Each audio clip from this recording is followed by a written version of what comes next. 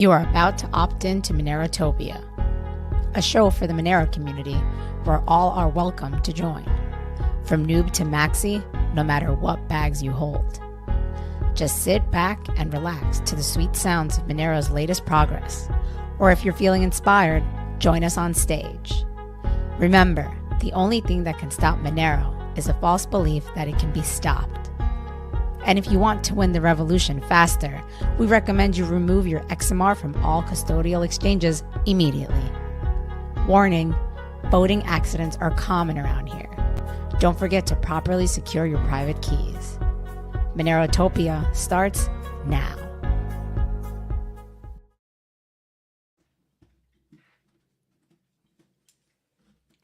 All right. GM, everybody. Good morning. All righty. What's going on, man? How you doing? Doing all right. It's raining outside today. It's been raining the whole week. Oh, yeah. We had some snow here earlier in the week, and Nice. now it's just kind of cloudy out. Got to get that vitamin D. Got to take some vitamin D in these days, man. Yeah, I saw you had a full spectrum, full light spectrum lamp I do. going I have in your office. this infrared lamp that's designed for like small creatures, right? So you got like a lizard, you got like a turtle, and it needs one of those, and it makes you think it's like, oh, we have to buy one of these for our little animal if it's gonna be inside instead of outside. But humans do the Right. exact same thing, I know. and they don't go outside and get sun, right? So you can What, literally buy it's one an of those lamps. infrared, or it's like a full spectrum light? I don't know specifically. It's one that's designed to emit specific infrared that like tries to mimic the sun. That's the most I know about it. Okay, so But it's probably one the that full you would spectrum. use for yeah, probably. Yeah. You'd use for a little animal, little creature. A friend told me to buy this one specifically. Oh, nice. Yeah, I got one I have a happy light. Yeah, it's just a full spectrum light in my office. I got it like a couple of weeks ago. It's tough, man, in New York on the East Coast. You know, from basically December to April. Yeah, you probably get zero sun at all.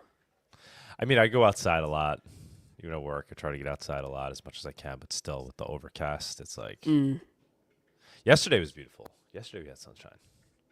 Any day we have sunshine, no matter like what the temperature is, it could be like, 10 degrees out. I'll go and get some sun on my face for as long as I can. Yeah, it's Walk really around funny because outside. after I came back home from Miami a couple weeks ago, it was when I'd left, it was really cold where I live. It was like in the like low 30s, upper 20s. Then I came back and it was like in the 70s. That's like standard for where I live. So there are times when it is like in the middle of January, it's like really warm. That does happen. Yeah. Not so much in New York. A little bit.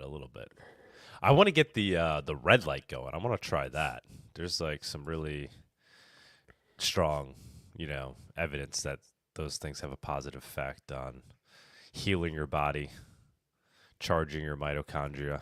There's some good research there. It's supposed to really help your skin heal and even like your internal organs. Is that different from the lamp, like the full spectrum lamp? Well, the full spectrum has all the wavelengths in it, right? But you're getting hit with a lot of blue light with that. But they say that the red light is very healing, those wavelengths, and the infrared, which maybe yours, no, but yours looked like it was a full bright light. So it's usually like the red and the infrared are, certain wavelengths. It's like from 600 to whatever, 700 or something. Are supposed to be very, very healthy for basically stimulating like cell growth and rejuvenation. I mean, there's a lot of like scammy products out there, but if you find the right, it's really simple technology. It's just essentially a red light. They make good ones. They make like these big full panels that you're like supposed to stand in front of. I've seen some of those that are 20 like minutes a day. crazy expensive, and they do seem kind of scammy. Yeah. But I think there's some legitimacy to them. I don't know how much I don't know. I'm considering getting them. If anybody knows about red lights, please jump on. Tell us. We'd love to buy one off of XMR Bazaar. Somebody can go ahead and post something there, or I have to get somebody to. And I've seen people have posted this in XMR Bazaar, kind of like somebody that will do shopping for you. I need to get that going. I need a good XMR Bazaar, assistant, personal shopper. Yeah. Right now I got my pizza guy, but I need to be able to tell my pizza guy to buy me anything at any moment on XMR Bazaar and make it super convenient. I think people can make a good business out of that. People that want to try it on XMR Bazaar. I think I've seen people pop up doing it, but if you can make it where it's also very convenient, you're just in a signal chat with somebody, and you're just paying them in Monero to buy you various things. They're obviously earning Monero. They're using, I guess, credit card, whatever other means they want to obtain these items. They're charging a surcharge for the convenience. Got to get that going. Peptides for Monero. Exactly. We need, I think I had actually tweeted that out. If it's legal in your jurisdiction, put it up. I forget that one peptide. Yeah, it's supposed to be really good. Everybody's talking about it. It's supposed to be really good for like healing your tendons and your ligaments.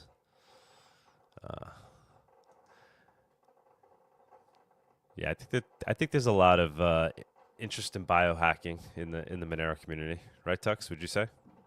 I know Bawdy is an expert in this field. Yeah, I know nothing about peptides. Just in terms of like biohacking in general, right? Like trying to like maximize health. Yeah, I think it's kind of intersects with like the whole like freedom, like living well, living healthy, and privacy. Like all those things seem to intersect. And just exactly. 600 to 800 nanometers IR panels are a real thing. I've used them for pulled muscles before. Yeah, here's Bawdy. Yeah, like, dude, I gotta get these. You could just imagine what it's doing to your internal organs as well, right? Even like healing your freaking arteries and shit. Like, yeah, we gotta get it going. Aaron Day, I went to a biohacking gym in 2019. Amazing. We need a Monero like biohacking resort somewhere. Take the methylene blue before the red light. Yeah, there you go. I haven't tried the methylene blue yet. I'm getting all these things, guys. I'm going down the rabbit hole with all this stuff. I take like basically just some supplements, some vitamins, good amount of vitamin D. Try to eat as healthy as possible, clean as possible, organic, a lot of protein, a lot of dairy. I eat a lot of dairy, or obviously like organic, good dairy. I drink a lot of kefir. But there's some additional things we've been doing. These peptides are supposed to be the real deal. Yeah, TB 500 and BPC 157. Fix my shoulder. Wow. 315 for reps. There you go. This guy's doing 3 plates, repping it out. Is that what he's saying? Damn. He's doing 315. I think it's like the weight he's doing for reps. Or probably bench press. I only got up to 3 plates once in that was like my peak. That was probably like 5 years ago, 10 years. I don't even know. It was in my 30s. And then with that ankle injury, I've never been able to really get back, because even though obviously bench press is upper body, like if you don't have a strong lower body, if that's where you could really maximize muscle, right? Is with squats and things like that. Those are your largest muscles. It's where you get the most testosterone release. So if you can't like squat heavy or sprint, it kind of affects your whole body in terms of how you can max out. So I'm trying. Maybe the peptides can fix that too. I don't know. That's cartilage, though. Anybody know how to heal cartilage? Monero geniuses, biohackers, Bawdy. Tell me how I healed the cartilage in my ankle. Stem cells. Yeah, that's kind of what they did to me. They took cells out of my hip. They took like bone marrow out of my hip, and they used that to make the paste that they put in there, but it didn't really work. And from what I understand, what grows back isn't really true cartilage anyway. It's just kind of like a pseudo cartilage. It's amazing. It seems like such a bad design for a human. Like everything else regenerates except your cartilage in between your fucking bones. What the fuck? What's that all about? Right? Seems maladaptive. Well, I guess that's something you're normally going to lose. I don't know many people who've lost their But it's like a cartilage. vital injury. You get like, it's, I don't know, wild animal like falls off a cliff and like bones hit each other, they chip their cartilage, it's like they're fucked for life. Is it just like is it all mammals? Like cartilage doesn't grow back? I need some like gorilla stem cells. Gotta start experimenting with that. Get some cat cartilage. I mean, those things jump off of anything, Oh my god. Are we gonna see like Elon Musk start to like freakishly biohack himself at some point? He's just gonna be walking around with the Neuralink tapped in. I know he's actually going to test it on himself. I feel like he wouldn't. He's too important. Not if he sees it's gonna give him an advantage. He'll start using that shit. Definitely. I would love to know what's really going on behind the scenes, right? Because this guy is running all these companies. Obviously, they're running themselves at this point, but he's there to like provide the vision and the kind of the big decisions on directions ahead. But he's balancing quite a bit, and he's been full time at the White House. Pretty crazy. He really is sort of the unelected and dealing with bureaucrat. 4 different like mothers of his children. I mean, what? Oh yeah, yep. That's how he gets his stress out. Is that he's got yet another child from yet another person. Somebody's saying, close to me, chondroitin, MSM, fix my knee. Yeah, but did it really heal cartilage? I don't know. Guys, use XMRChat. XMRChat.com/Monero Send your comments that way. You don't have to send, $10. Send a few cents. Let's pump the transaction count. I'm telling you, Doug, if you stop eating the seed oils, your cartilage will come back magically. The seed oils are preventing your cartilage I from do growing. pretty good at avoiding seed oils. I'm not perfect, but I live in the New York City area. Like it's impossible to get completely off of it. I do very good job though. Very good job. I guess the only is like when I'm eating, if I go get food somewhere, they're cooking in seed oils, right? I don't eat out much, but even if you get an egg sandwich, they're grilling those things instead of, you could tell them butter, I guess, but I go to these Salvadorian little bodega type places. They'll be like, what? We're cooking the eggs. You want the eggs or not? Bring my own grass-fed butter here. Bawdy, the only problem with XMRChat is it can be slightly hard to keep up with the convo in real time. As in what? Pulling up the comments? Is that what he's talking about? Yeah, I'm just going to have to elaborate.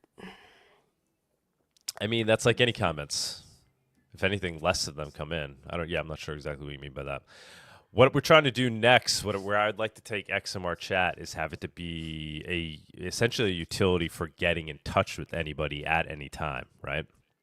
So really what it is, you're paying for a person's attention, right? You send a $10 tip, whether it's live during the show or at any time, it'll grab my attention.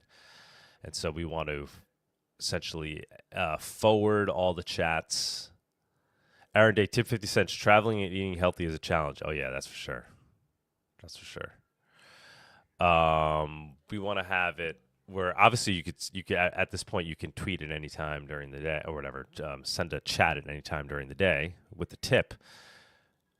But does the person see it? No, only if they're logged into their XMRChat account, right? And most people probably don't have that running on their screen 24/7. So obviously eventually making an app, but even before that, tying in Signal and SimpleX.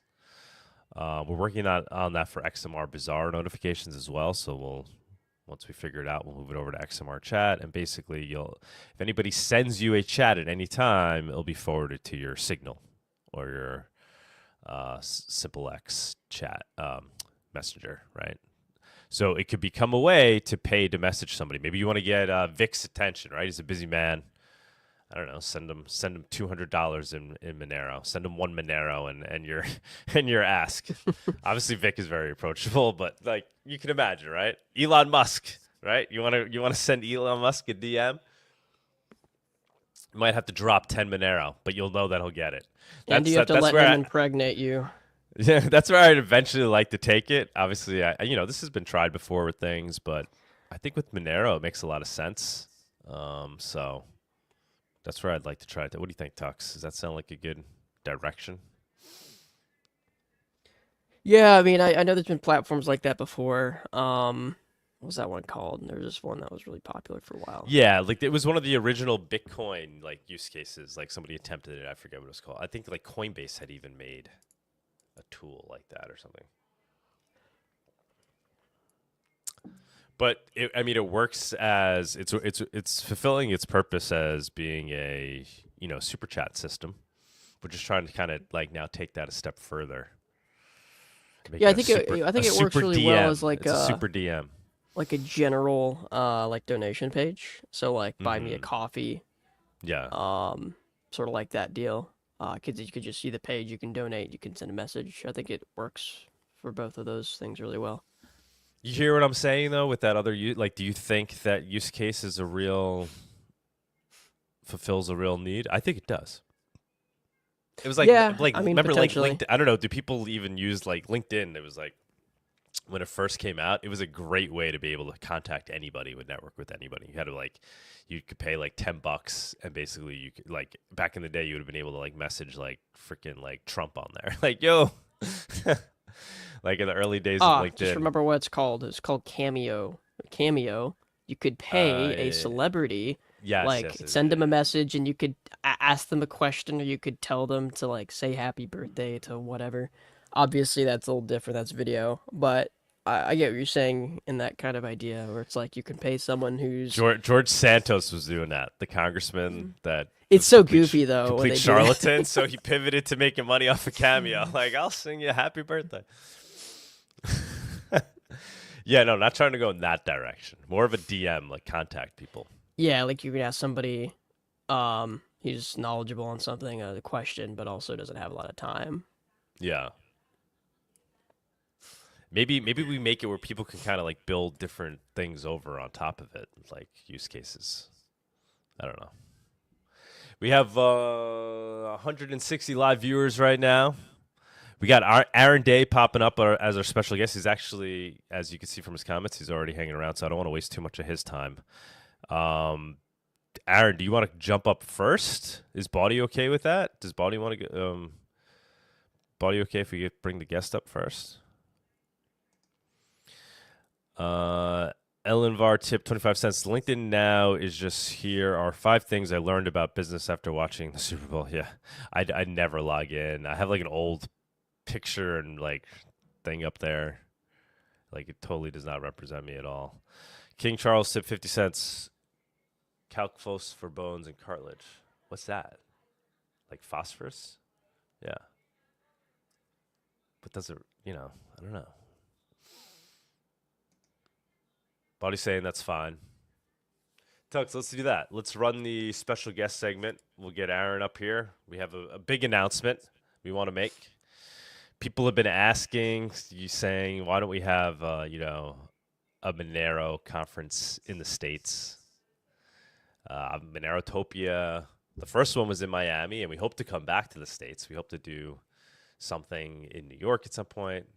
Well, now we effectively are coming back to the States because we're going to have, before we have Monero Mexico City again in February, a year from now, I was going to try to take the year to not really do anything else, but Aaron pitched me this beautiful idea. We've been going to Porcfest now for years, and we've had like a small Monero stand there. Last year was the biggest we've ever been. We had a nice stand, and we had a good group of people. We had a bunch of talks that we streamed from there. We kind of did run a little mini Monerotopia conference, and then we had volunteers going out to all the vendors and either onboarding them onto Monero.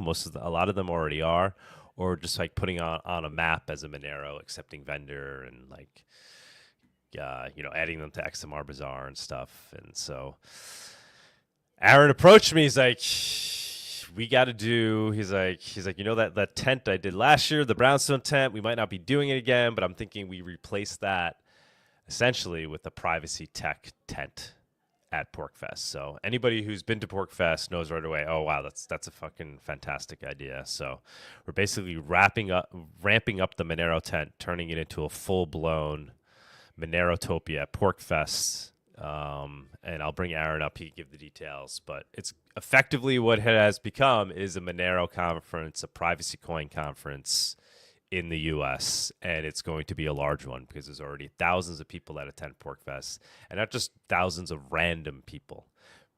It's not a pork eating festival. A lot of people who don't know Porcfest at all, they hear Porcfest, they think it's just like some like festival people are coming to eat pork, which would be amazing. I'd go to that anyway. Dude, I would actually go to that too. I'm not gonna There lie. is pork eating going on there. They do roast a pig, but no, it's a meetup of libertarian. It's like a Burning Man for like libertarian families. It's fantastic. The only thing that's like not good about it, I'd say, is that it's like they need a bigger venue. Like it's at a full blown campsite, quite large, but so many people go. It's like the resources the utilities get overrun. So I don't know. Maybe they'll figure that out at some point. How to even upgrade it, get a new piece of land or something. I'm sure Aaron actually would know about that. But without further ado, let's bring Aaron up. Let's talk about it. I'm very excited. Aaron's very excited. He's got some big ideas, big vision with how it can not just be a privacy coin tent, but how this can be the privacy coin moment at Porcfest and beyond, given where we're at in crypto land, where the culture is currently at, where things are politically currently at. Just like Bitcoin had its moment in the early days of Porcfest, this could be the privacy coin moment. So, Tux, let's run it and bring up Aaron. The Monerotopia guest segment is sponsored by Cake Wallet. Store, send, receive, and exchange your Monero and Bitcoin safely on iOS and Android too. Cake Wallet is open source, and you always control your own keys.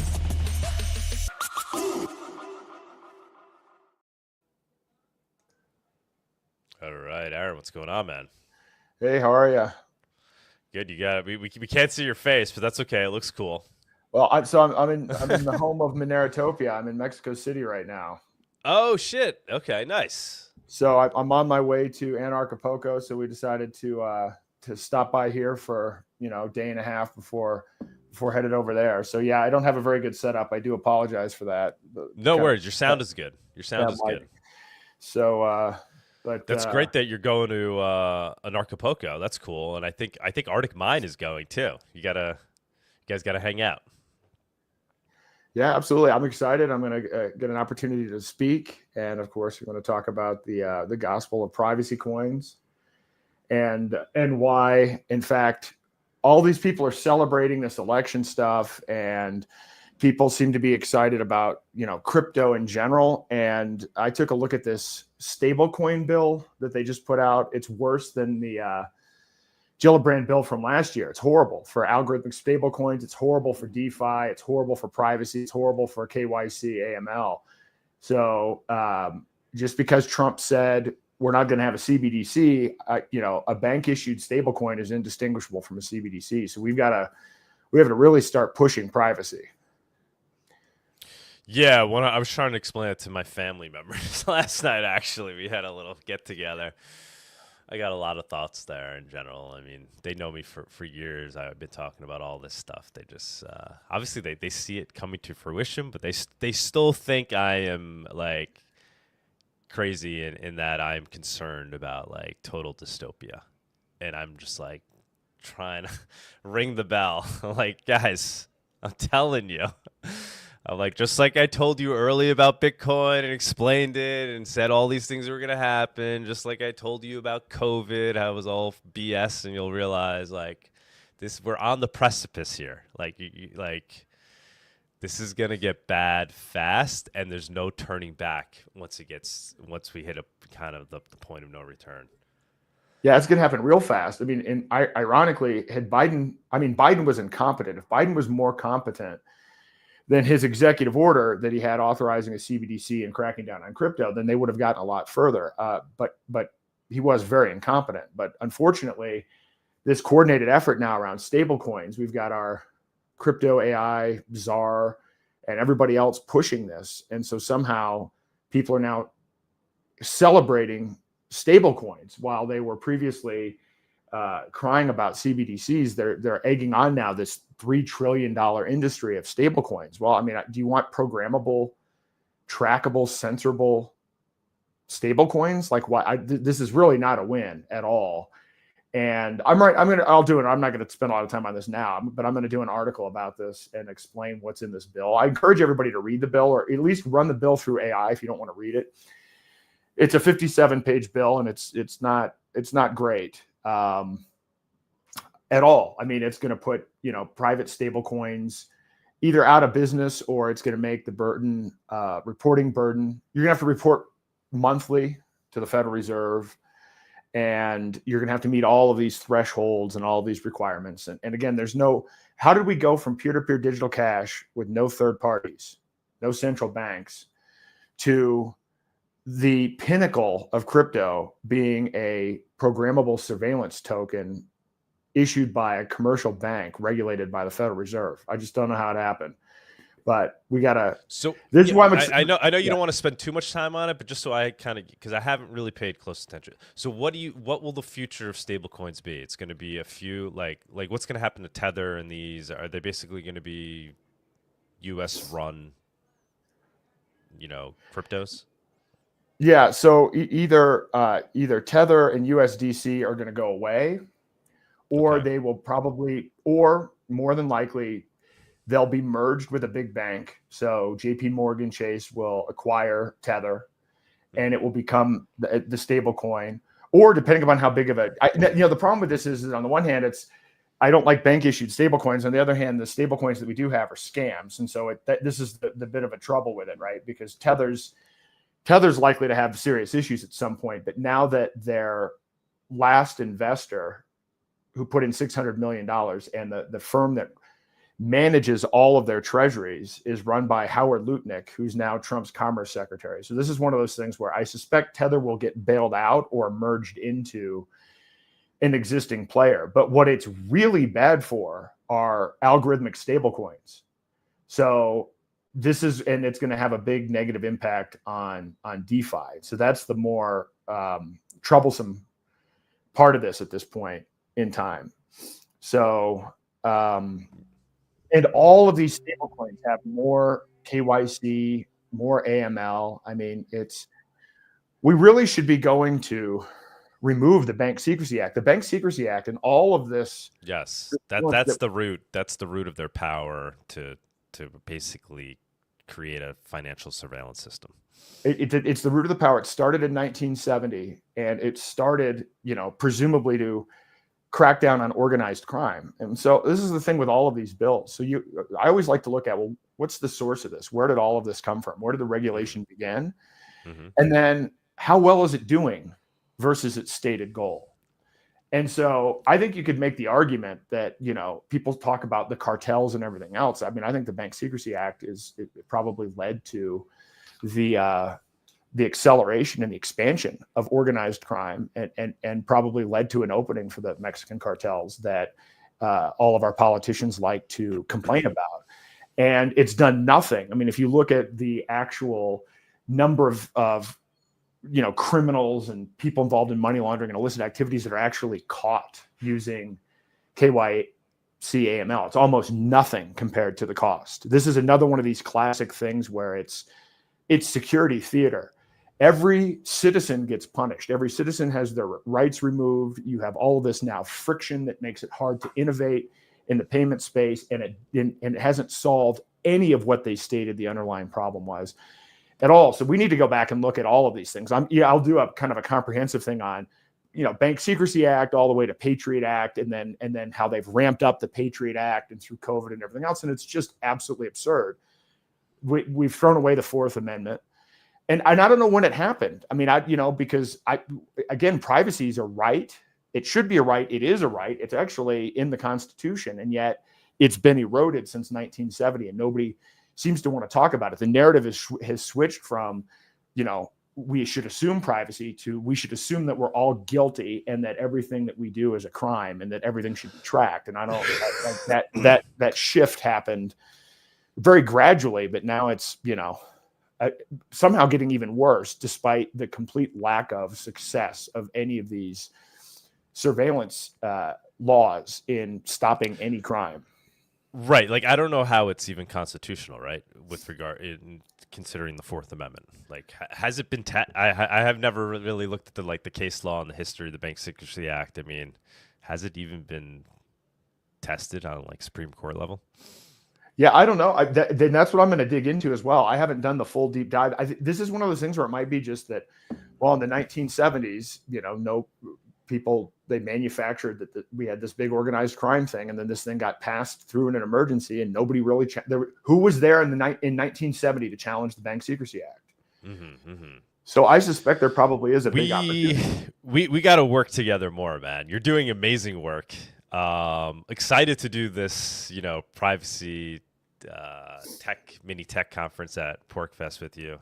But yeah, would love to continue to work with you on trying to take action to, get things let's get Trump's attention on eliminating the Bank Secrecy Act. I put a stake in the ground or raised a flag a couple of weeks ago saying I want to work on getting the BIT license in New York. I think now's a good time to get that done. I think that could happen. And then in general, just trying to make it be known to exchanges and all crypto businesses in the U.S. that it's completely legal to use Monero, whether as an individual buying things peer-to-peer or as a business accepting it, using it. Let me quickly, if you mind, can I quickly get your opinion on this? I don't know if we talked about it, but obviously you're aware of this executive order that Trump put out, and yeah, you're aware that it essentially eliminated the executive order that Biden had put out that he was using to kind of attack crypto. But do you agree that it basically can be interpreted as saying it's perfect what Trump is saying here in this executive order, that it's perfectly legal to use Monero and for businesses to use Monero, and in fact, we're promoting the use and adoption of these tools. Would you agree that that's effectively what it says here, or am I being overzealous? I think that it does say that for right now. I mean, again, this is before. I'm very worried about what Congress is doing, but I think that his rescinding of 14067 and the stuff that he's put out so far, I don't read anything in there that prohibits privacy coins. Right. And so right now, yeah, I mean, it's wide open season, more than it certainly ever has been. And I haven't heard him talk about this issue much. I mean, although you do hear them talk about, again, it gets bipartisan support, this terrorism and money laundering thing. But, I will say working to our advantage is the fact that Doge going into the Treasury and finding that the Treasury was approving expenditures without any control at all. I mean, if you basically submitted something to the Treasury, it was automatically accepted, and that the Treasury's been funding terrorism. I mean, we talk about this all the time, and I always say it in my talk that the largest, funder of terrorism and war and all these violent things is the federal government. And now, though, thanks to Doge, we're seeing this explicitly. And I think we should be hammering on that fact. we should have public transparency for government, and we should have privacy for the people, which is in line with the Constitution. And I think we've got a good run up right now. So, but I think we need to 100%. educate people. I think, and I would like to work with you on this. This is the one. Being part of the Brownstone Institute is very helpful, because when I write stuff for Brownstone Institute, people read it, which is good. And Brownstone was pretty influential on mandates and COVID and everything else. Actually had a pretty big impact on a lot of the people that are now in the administration, which is good. But I want to start taking a step back, because a lot of the folks that maybe have been radicalized because of COVID are still not very aware of how money works or any of these issues that we're talking about. So I'm thinking about doing I always say this, but I want to do a series of basic articles where I try to really take a step back and walk through, the basics of privacy as it relates to money and the Bank Secrecy Act. And I would do another thing on the SEC. I mean, the thing for me with the SEC is that, I want to be able to have an app on my phone. And if I go to a restaurant, I'm like, oh, I like this restaurant. I'd like to be able to buy $50 worth of equity in the restaurant, right? We should have a situation where, or if you wanted to open a lemonade stand, my daughter had a business selling slime on TikTok when she was 10. And she could have used some working capital, like $10,000 to $15,000 worth of working capital. And, you should be able to go to an app and in a half an hour or less, configure it so that people can actually invest in that. And what holds this back is the SEC. And the SEC, that feels like that's been, the doors have been blown off with the meme coins. Yeah, I remember in the early 2000s, I was thinking this idea of people stock. This is before crypto or anything. Wouldn't it be great essentially if you can essentially invest in people? And obviously there are all these rules and reasons why, right? That wouldn't be possible. But hasn't Trump basically said, we're allowed to create our own coins for anything at this point? I mean, that's one way of looking at it. Although on the other hand, it's kind of if Trump can pump and dump a Trump coin as he's elected president, your daughter should be able to sell lemonade coin and raise money for sell equity in her lemonade business. Well, that sounds a lot less scammy than fucking Trump coin. And now Malay, I think, launched one, right? Yeah. So now all these politicians are scamming us, literally scamming us. Not even there's no indirectness to it. It's I'm selling scams to the world. We're pumping and dumping it. No, I would say that's how it should be interpreted. But the weird thing with these things is, we had this Jobs Act under Obama, and everybody was all excited because it added these crowdfunding rules, and people thought this was going to apply to being able to raise money for startups. But then when you look and dig into it, it's well, yeah, you can raise up to this amount, but you still have to go through and fill out all the paperwork. And by the way, unless you can get a broker dealer to be willing to actually sell those shares, then you actually can't do it. And it turns out the acceptance rate by broker dealers to accept a crowdfunding is a lower acceptance rate than getting venture capital. So the whole thing turned out to be a complete mess. And so then you have these sites, these crowdfunding sites, where it's okay, I can go to a site and somebody wants to fund a movie, and then I can have these tiers where I can put in $1,000, or maybe if I put in $10,000, I get an autographed reel or something or whatever. But I can't a Kickstarter, but I can't own any of the upside. How stupid is this? So I hope that this isn't one of those things where what happens is, if it's a blatant Ponzi like a meme coin, it's fair game. But if somebody could invest in it and make a profit, it's still illegal. And I mean, so I can see that happening based on the track record here. Yeah, no, but I know. hope so. But I do think people are just going to start doing that now. I really feel like Trump blew the doors off with Trump coin, because I just don't see how you would interpret that as being equivalent to, right? I mean, he's basically selling equity in himself. It's Trump coin. It's people stock, right? And there's no SEC involved. It's you could buy, interest in Trump, in the Trump brand, of which he owns the largest portion. Well, related to that, and this is one of the things I've been focusing on in my last article, is about this. Even though Trump rescinded Biden's executive order, he has not rescinded the lawfare under it. So there are still people that are suffering with these SEC cases, or Roger Ver and Ian Freeman and Roman Storm and others that are actually still facing criminal charges for stuff that technically, now that that executive order has been rescinded, this stuff's not valid anymore. And there are a lot of these cases. And it's like, I actually went to Ian Freeman's appeal hearing in Boston a couple of weeks ago. I'm going to go to Roger Ver's motion to dismiss hearing in LA, which is tentatively on March the 10th. And I'm going to meet up with Roman Storm when I'm out there. And it's just like, so it's weird because on the one hand, it's like, hey, you know, we've got this golden age of crypto and isn't it going to be great? And people are doing meme coins. And then on the other hand, all of these OGs that made all of this possible are still facing prison sentences and having their businesses destroyed. So we got to fix that. I mean, we should have a Biden crypto lawfare amnesty. They need to just drop that stuff, because those cases, those people were presumed guilty and then they went out and tried to manufacture evidence. I mean, this has been the case over and over again. Ian Freeman had a letter from an attorney saying that he could operate these ATMs without a money transmitter license. Roger hired lawyers and accountants and thought he paid his taxes to the best of what the best professionals knew how to do. Dragon Chain, same thing. They had a utility token. They had a finished product that they spun out of Disney and were actually selling utility tokens.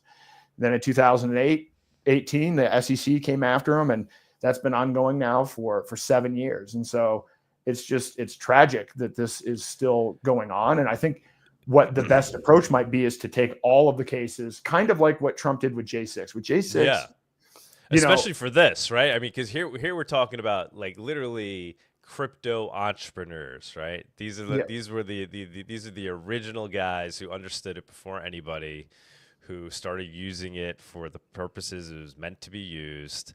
Were entrepreneurial about it, figured out how to create these things before anybody else did. They should be rewarded, not punished for these efforts. I agree. So hopefully we can get some momentum going around that and maybe get an amnesty thing, because Trump originally was going to evaluate the J6ers on a one-on-one basis. And I guess, you know, his quote was, the Trump quote was, "Fuck it, pardon them all." That was actually what Trump said. We need this with our crypto friends. And oh my God. Yeah. Because they're the heroes on this too. So yeah, and you're doing great work with getting information out about that, right? A lot of people just don't know like what happened and who these people are and why they deserve justice. It's because they were entrepreneurs on the edge, libertarians that don't believe we should be thrown in jail for using cryptocurrency. Yep. Let me get a practical advice from you though. Like, so with regards to this executive order, and I'm looking at it, I'm saying this clearly says to me and announces to the world and to citizens of the United States that it's perfectly legal for you to use Monero peer-to-peer, that people have the right to transact peer-to-peer, that businesses can use it. What do you think would be like a good next step, right? 'Cause, I mean, do we need to get an opinion from the administration? Do we need like a letter from Trump's attorney saying, yes, in fact, this would include, this is what it would mean in terms of privacy coins? Like, how do we practically turn his executive order into something we can rely on to now then go and advise people and businesses and exchanges? You know, it's Monero time.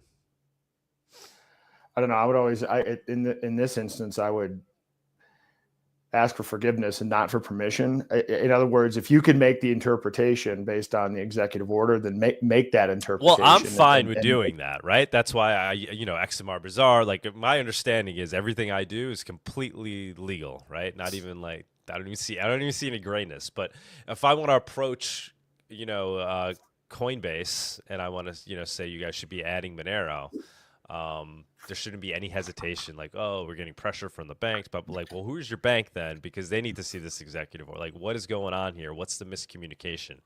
So it's like, I want to use this as a tool to get all these businesses that might have like some reluctance to using private coins to say there actually should be none. And if you're saying, no, I have some because of this reason, well, show me why, because that reason shouldn't exist. I mean, it's certainly harder to get an opinion letter from the government or somebody explicitly stating that you can do something because, what's in it for them to do that.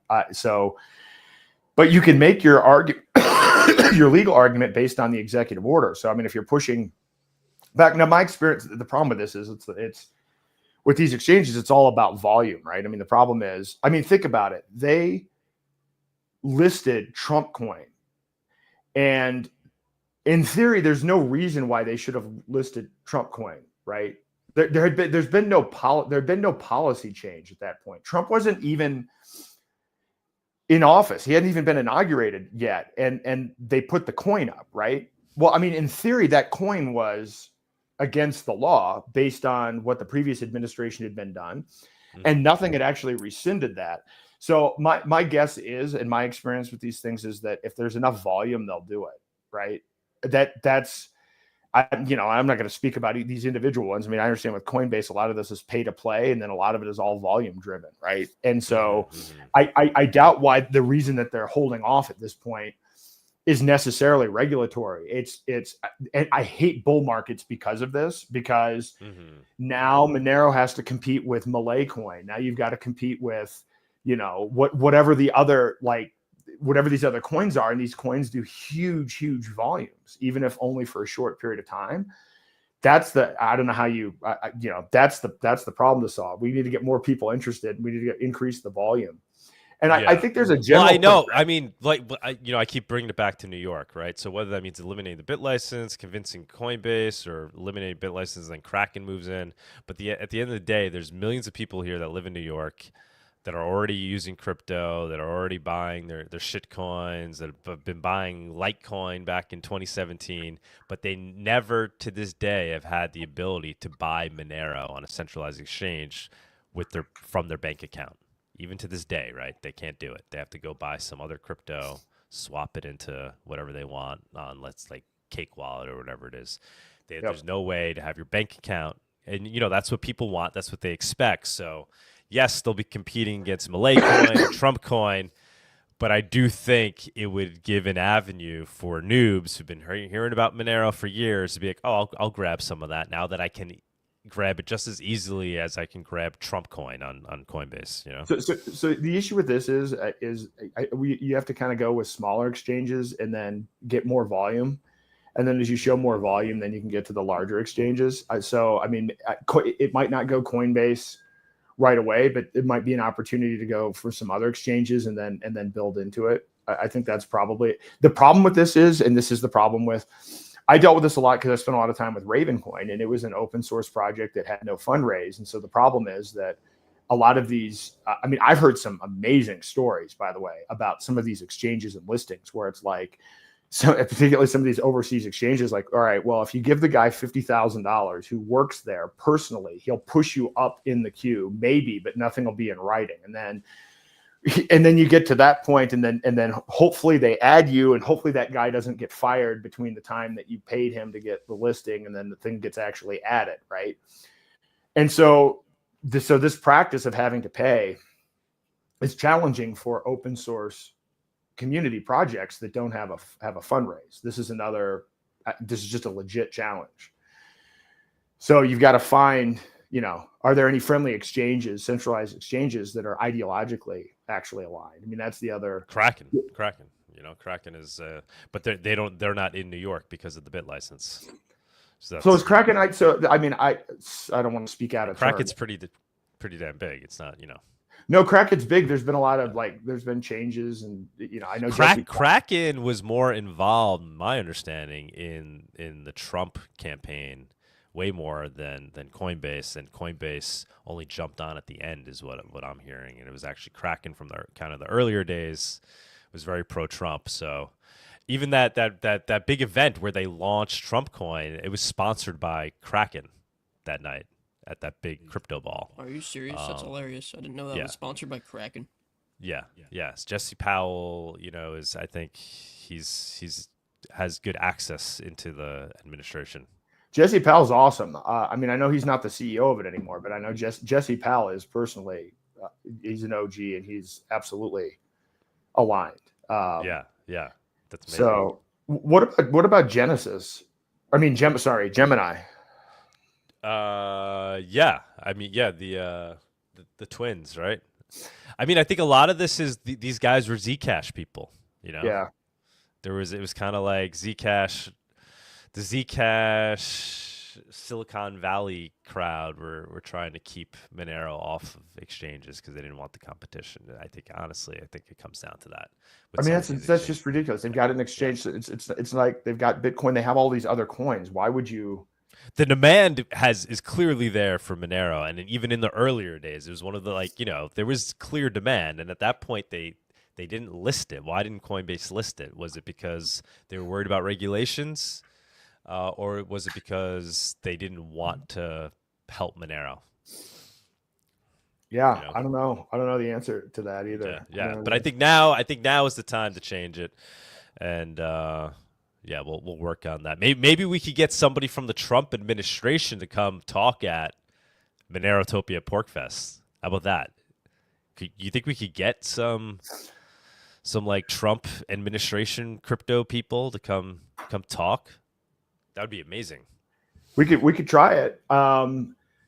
It's absolutely worth a shot. And I mean, I asked Lynn Ulbricht if she's going. She doesn't know for sure, but she's going to try to make it. And obviously, my original goal with this Porcfest thing was I was hoping Roger and Ross and Ian would all be there, and still working towards that as well. But yeah, I think it is something that we could pull off, because at Porcfest 2 years ago, RFK Jr. spoke, Vivek spoke. I mean, it was it's a pretty influential conference. There were 3,000 people there. And by the way, for those who don't know much about, get the people excited. Porcfest. So I've been a part of the Free State Project since 2009. So I've been there for like 16 years. And Porcfest is short for, as the earlier conversation has nothing to do with pork. It's Porcupine Freedom Festival. That's actually what Porcfest is short for. And it's been in the same place for forever. I think this is the 22nd year, something like that, of the event. It's in Lancaster, New Hampshire. It's at this campground, beautiful campground. And early on, it was like 20 dudes outside a campfire. Oh, like shit, I could see me in this picture. Yeah. This is awesome. So like the original Porcfest was like 20 guys, typical libertarian. You can imagine what libertarians would be like for a week around a campfire, having conversations about, 50 Shades of Libertarian. And it's grown since then as the Free State Project has grown. And so I actually became the chair of the Free State Project for a while, around 2013, 2015. And so early on, it was like, it was mostly dudes, and then it was mostly young people. And then actually it's completely blossomed. So it's gone from like 20 people to 3,000 people, I think, is the largest event. I think this is actually the largest freedom event now in the United States. And it's been broken up and kind of decentralized in a way where there are a bunch of tracks with a bunch of programming going on throughout the campground. So you have the main pavilion, which you can see in this picture here. There's this in the background of the picture. That's where the main talks happen. But there are, at any one moment in time, probably 30 talks or events or happenings going on throughout the campground. And this is just to give people, like, this is just one small part of this is the, like, where people go and watch the main stage, and then this field is kind of like the main assembly area for the entire event. But the property is vast, and it goes back, and it's a full campground, and you can go and you can rent a campsite there, and you can pitch a tent, you can stay in an RV, you can team up with other people, and everybody that has these tents pitched and these RVs set up, the vast majority of them are also there selling things, whatever it is they want to sell, goods, services, and most of them are accepting cryptocurrencies because they're very libertarian-minded people that before crypto even existed, right? They're accepting like gold coins, and crypto had its early days there, and so Monero is like organically accepted at a lot of these stands. People are aligned with it, more than willing. They'll accept Dash, they'll accept whatever. I mean, these are, they're not there just putting on a show. These are people that actually believe in these ideas and are like actively there selling goods and services for crypto. It's actually quite amazing. Well, yeah, and actually to that point, so to take a step back, I would argue that in many ways, the birth of the use of cryptocurrency started at these Free State Project events. And so to give you kind of a timeline, Ian Freeman and his business partner, Mark Edge, run Free Talk Live, which is a syndicated radio show around the country and it's been around for 20, 25 years now. And Ian first started talking about Bitcoin in 2010 on his show. And that's where Roger Ver learned about Bitcoin. Roger Ver learned about Bitcoin from Ian Freeman on Free Talk Live. It's amazing. And so Bitcoin became a staple of Free State Project events starting in like 2011. I heard Roger talk about it for the first time at a Liberty Forum, which is another Free State Project event in 2012. But I think a lot of people were introduced to, myself and others, Jeffrey Tucker, Bruce Fenton, I mean, but like literally learned about Bitcoin from these events. And you know, Roger and it caught like wildfire, right? Because you just had all these libertarians that have been waiting for digital cash to exist, and they're like, "Oh my god," talking about it, trying to figure it out. Can this be? Yeah, right? No, it caught like absolute wildfire. So so Roger actually gave everybody Bitcoin that attended Porcfest, I think in like 2012 or something like that. And there's something at Porcfest called Agora Alley, which is this just big, long, you know, lane of, you know, in the campground where people set up and have not only tents, but people bring food trucks and just sell any of a variety of different things. So nobody is using fiat. So this is an entire week-long event of 3,000 people engaging in voluntary exchange using alternative currencies. That has been a hallmark of this thing from the very beginning. You may be familiar with the guy as a Bitcoin maxi, but his name is Mandrick, and you know he's very popular for selling baklava. But he also used to, at Porcfest, operate in this big tent. He used to sell what were called bacon weaves, and so it was just like this egg and bacon creation or whatever. Well, this guy sold all of the baklava, all of these bacon and egg things, for Bitcoin only in 2012. I mean, there are people that have literally retired based on selling goods and services for 1 week. Yeah, the guy's worth like $100 million off of selling freaking egg sandwiches at Porcfest. Yeah, that's not even an exaggeration, right? And so the energy of 2012. So I met Roger, I met Eric Voorhees. I remember at Porcfest in 2012, 2013, I met Vitalik at Porcfest before he started Ethereum. I met Lynn Ulbricht at Porcfest, I think 2014, and then she's been there like every year. God damn, I wish I was there in those early years, man. I was, I don't know. It wasn't on my radar, Porcfest. Didn't even know. When I first learned about it was when I got into Bitcoin and I saw like some Bitcoiners were going there. I was like, I gotta go check this out. And I think the first one I went to was 2018 or 2019. And I went with the intent of I wanted to see if people were accepting Monero there, because if they weren't, I would be like, well, there's something wrong here, right? And sure enough, a lot of people like, even when I went like then 2018, like people knew about Monero, were willing to accept Monero. I was like, okay, all right, this is cool. Oh yeah, no, and it was always in the original energy. I remember the energy from 2012. What I want to do is I want to replicate the energy of 2012 because obviously, yes, cryptocurrencies has kind of lost its way, right? Like to a certain degree, there was more that the energy around, hey, we're using this not just as an alternative currency, but this is how we defeat these central banks. This is how we defeat central bank tyranny, stop all the war. That was the vibe, and that vibe's been kind of lost a little bit. I mean, and certainly people weren't using Bitcoin as much. In fact, I want to say good news, by the way. I just retweeted this today, but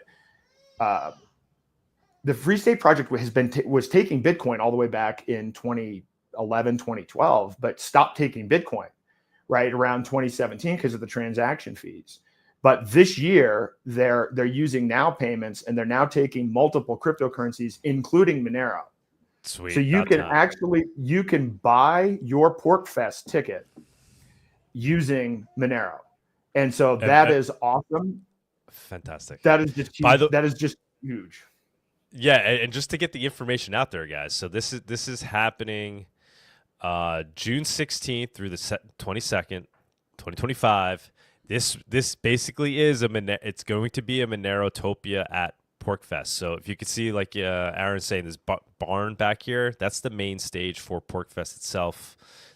Then you'll see on the left there's like a tent. We are going to have a tent basically out here on the right-hand side where that empty spot is. That's right. Am I wrong, Aaron? I think it's in this area is where the privacy coin, privacy tech, freedom tech tent, Monerotopia Porcfest tent will be. And to attend, all you have to do is show up at Porcfest. You got to get a ticket to Porcfest. You're gonna have to figure out where you're staying. You know, you could stay off site if you're not into the whole camping thing, or the best way to really experience Porcfest, team up with some people, get an RV, you come, you rent a spot. And yeah, obviously you don't need a ticket for Monerotopia Porcfest itself. It's just a tent that's there. You could show up. You just have to get into Porcfest, get a ticket for Porcfest. And it's a week-long event. It's very intense. It starts off slow, like the hardcore people show up early and stay the whole week.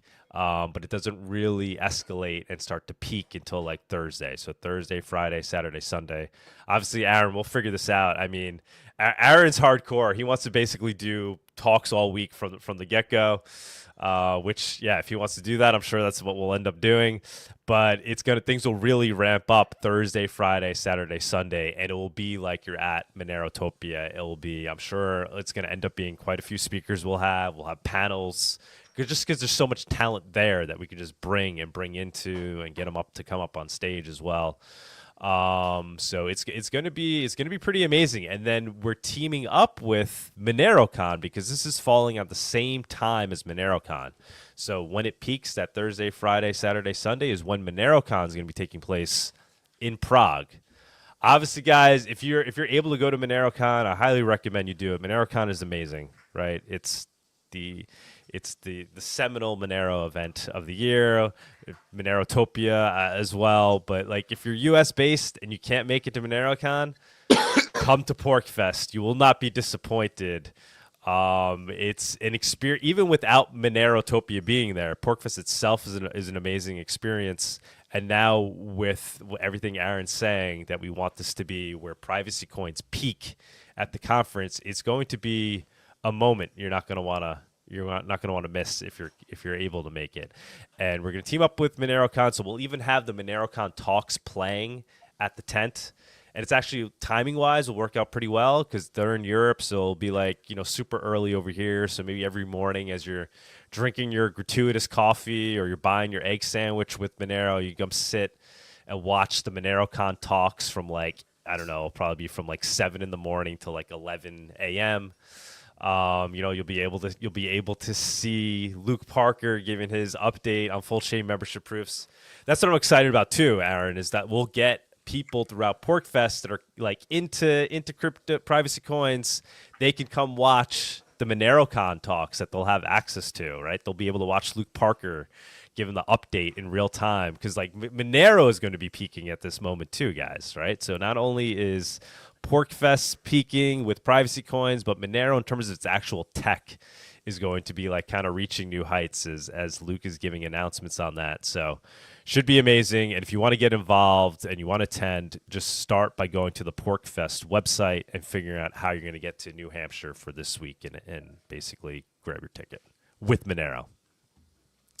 Yeah, grab the ticket with Monero, and it is going to be a phenomenal. And if you've been there before, because I talked to a lot of people that, if you're thinking about it, if you're on the fence, this is going to be the event because I'm telling you that there's a lot of momentum. This is like peaking for Monero, but let's talk last year wasn't as great as the year before. There was a bit of a drop off. We had some bad weather, whatever. Wasn't the best. But what Doug and I can both tell you is that, because we both did an informal survey, and maybe in part it's because of our efforts as well, but the most used cryptocurrencies at Porcfest last year were privacy coins. So this is already starting to take hold.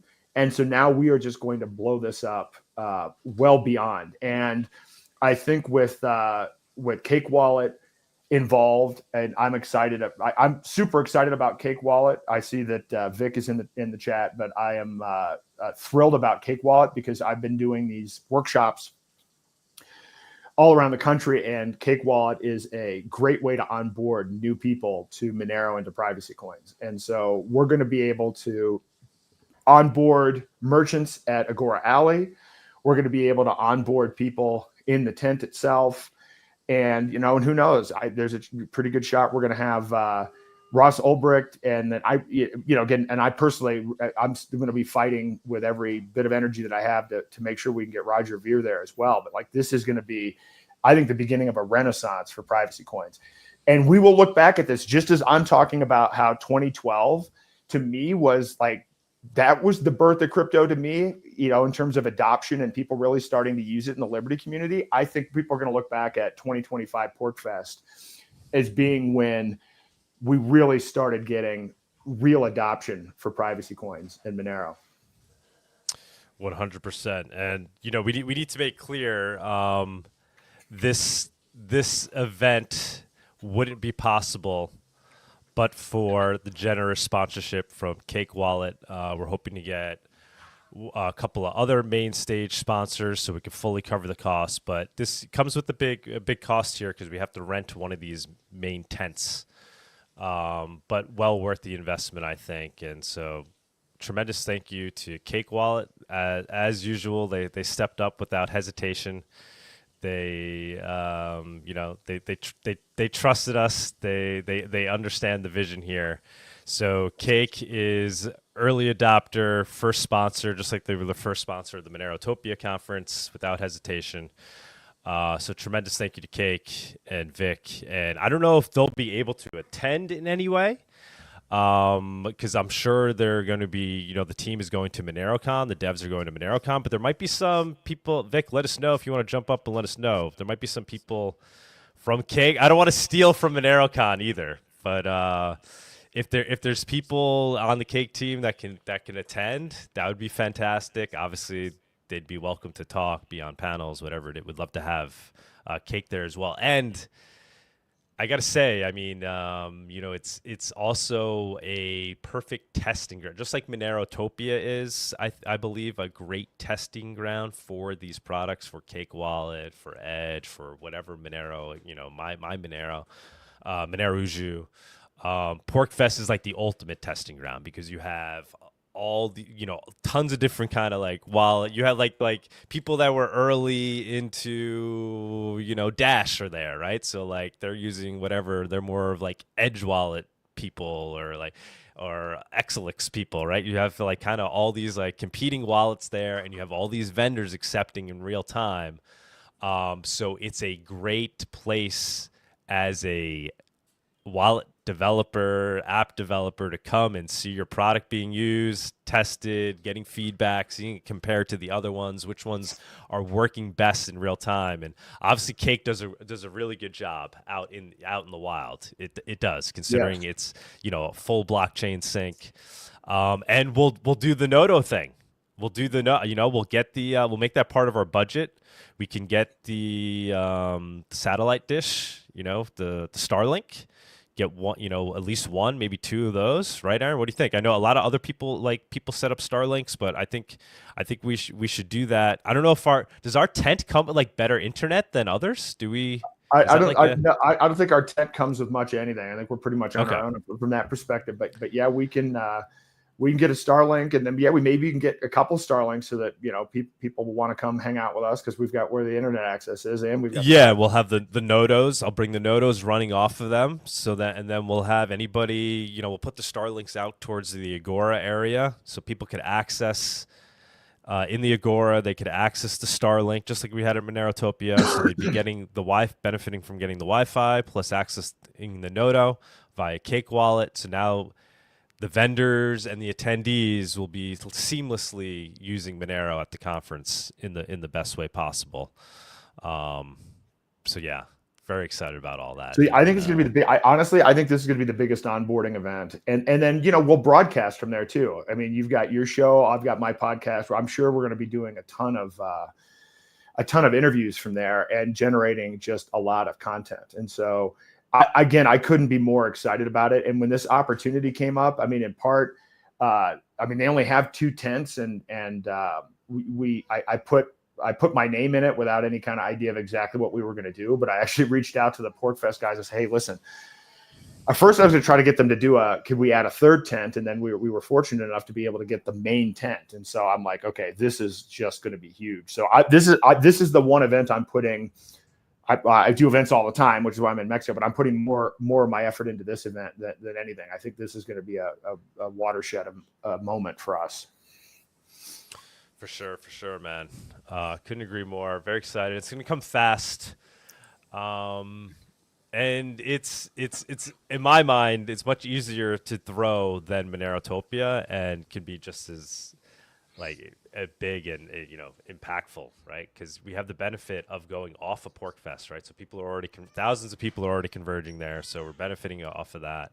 Basically, already have the venue. We don't have to worry about selling tickets. People, you just go and get your Porcfest tickets and you show up. So yeah. The rest is up to you guys. Email us, monerotopia@protonmail.com if you want to be a speaker, if you want to come sell stuff for Monero at Porcfest. I mean, you should be able to just figure that out on your own. You basically have to just go get a place at a stand at Porcfest. If you want to sponsor, email. If you want to be one of the main stage sponsors, we'll have a couple of them so we can cover all our costs. Or if you want to volunteer and help us run this event at Porcfest. You could help with onboarding people onto Cake Wallet using the Nodo. You could help with actually running the conference itself, giving out pamphlets about Monero, helping us with AV and whatever it may be. So if you want to work in the Monerotopia tent at Porcfest, volunteer, hit us up. Monerotopia@protonmail.com, and yeah, we'll open to any collaborations, people that want to come and present something, privacy tech projects. You want to come and talk about your privacy tech project, hit us up. Obviously, we're not trying not to give the stage to scams, right? Like we want honest projects, open source, things that are related to, it doesn't have to be 100% Monero. Related to these ideas of digital cash, building out a digital cash circular economy. You're welcome to reach out to us as a speaker. Aaron, any other info we should get out there? No, I would just say, reach out, send an email, or you can also reach out to me if you have any questions about this. But again, if you've ever been on the fence about this, or if you've been in the past, you're like, I'm not sure if I want to go again. This is going to be a legendary event, and it's going to be a legendary event because there's a lot of momentum. I think that I truly believe that Ross being free is a huge catalyst for this. So there's going to be a big celebratory aspect. Usually, Porcfest is we're still fighting. We're still fighting for a lot of our political prisoners and friends, but we actually have some things to celebrate this time around. And the Free State Project is actually doing really well. Also, I mean, I will say that separately, if depending upon where you live in the world, if you're looking at, if you don't like the amount of tyranny that you have, I recommend one other aspect about Porcfest is you can meet other Free Staters, and there are talks. I mean, again, there are hundreds of talks about a variety of different topics, but if you're interested in considering moving to New Hampshire and being part of the Free State Project, you can learn about that as well. There's a lot of discussions and a lot of interaction with people, and a lot of big wins for the Free State Project. I mean, our majority leader of the State House is a friend of mine, Jason Osborne, who we helped get elected like 10 years ago. He's now the majority leader. In fact, I think Free Staters represent about 100 people out of the 400-person State House. So a lot of good stuff going on in New Hampshire as well. So this is going to be, educational. It's going to be onboarding people. It's going to be celebratory. So I can't recommend it enough. Ellenver tipped 50 cents. 2025 Porcfest is going to be wild. Can't wait to be there. 100%. I mean, you think Ross will attend? Obviously, he it might be kind of the last thing on his, he might just be trying to stay off the radar, right? Just hanging with his family, I'm sure. But I don't know. I mean, I haven't asked. His mother was there last year and hanging out with us at the Monero tent. My daughter was hanging out with her. They're obviously they're very much, like you said, big Porcfest people, and I think they owe a lot of gratitude to people like you and others at Porcfest that were fighting for Ross every day. So Well, there's a chance. I mean, there were a lot of others. So yeah, I've already spoken with Lynn. In fact, the first thing that I did, when I wanted to try to help out with Roger, was reach out to Lynn. So I've been talking to Lynn quite a bit. Mm-hmm. So I think there's a pretty good shot that that Lynn and or Ross will be there. And people like Carla Garrick, I mean, I can even go into how much, people from the Free State Project attended Ross's trials, and appeals and every aspect of that. In addition to, I think Lynn has been there literally every year for 10 years. And even at Porcfest 2 years ago, when Vivek was there and RFK was there, I know a big part of that was to get both of them on the record at Porcfest to come out and saying they would commute or pardon Ross's sentence. So I certainly hope that she's there, but no obligation. But I wouldn't be surprised. I think we've got a really good shot. And so I'm very excited about that. And what a relief and what a fight that has been for Lynn and everybody that's worked on it. Oh yeah. Oh my God. She must. She's on cloud nine, and this is her family here. The Porcfest people. These are all the people that were passionately behind the cause with her. Yep. I missed that year, man, because I was at MoneroCon in Prague. I was like, guys, why are you doing this at the same time as Porcfest? So finally this year, I'm like, all right, you're gonna do the same time as Porcfest.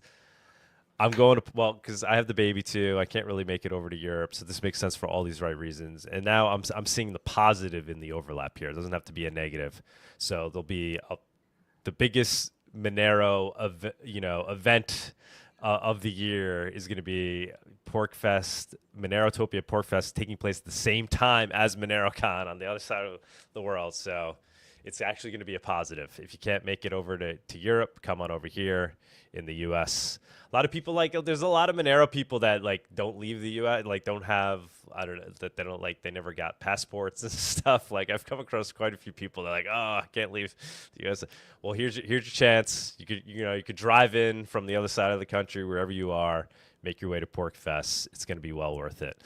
And if you've never been to Monerotopia, was probably my favorite event last year. I mean, I had an absolute blast. So thank you for inviting me. I didn't know what to expect, and I will tell you, just great conversations, phenomenal people, and what a vibe. And actually, Mexico City, where I am right now, it is actually a fantastic place to have an event.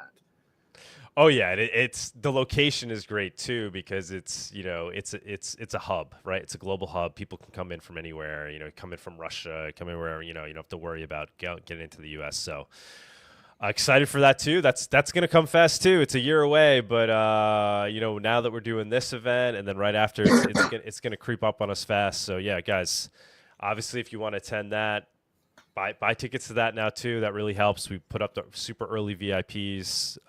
That really helps us, gives us momentum, and we're hoping that will be the biggest and best one yet. Obviously, because we have a good network now in Mexico City. We could get all the vendors to attend, and we're going to be doing it in February, which we think is good timing because it's right before Narco Poco. People can come to Monerotopia first, head over to Narco Poco.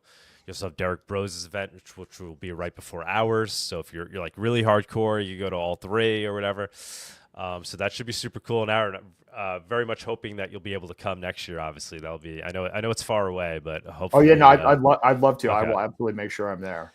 Let me grab some of these super chats. Neil has tipped $12.35. Wow, very generous. Privacy and anonymity are both a human right. It does not need to be justified. It needs to be put into practice unapologetically. Simply start to use Tor, use Monero, use Havino, use Darknet Lantern, use XMR Bazaar. Make it normal by participating in it. I think this was in reaction to us talking about these executive orders and trying to get the information out there that it's perfectly legal to use Monero. Obviously, Neil's saying, fuck the state. The whole idea is to ignore them, build our own ecosystem. Couldn't agree more. People know my take. I think a two-pronged approach, but ultimately, yes, this is how we truly win. We just opt out, ignore the state, ignore the powers that be, and just start living among each other peer to peer. So couldn't agree with you more, nihilist, and we'll continue to drive home that message all the time. I got one other one here. Anon tip 50 cents. I don't know what this guy's really saying to you, Aaron, here. Why would anyone be proud to be British? It is a nation of rent boys and illegal immigrants. Aaron Day. I'm not an illegal immigrant, so I need to ask, are rent boys welcome at Porcfest? I don't know. Somebody's trying to give you a hard time on some issue here. I don't know if you if you have a response to that.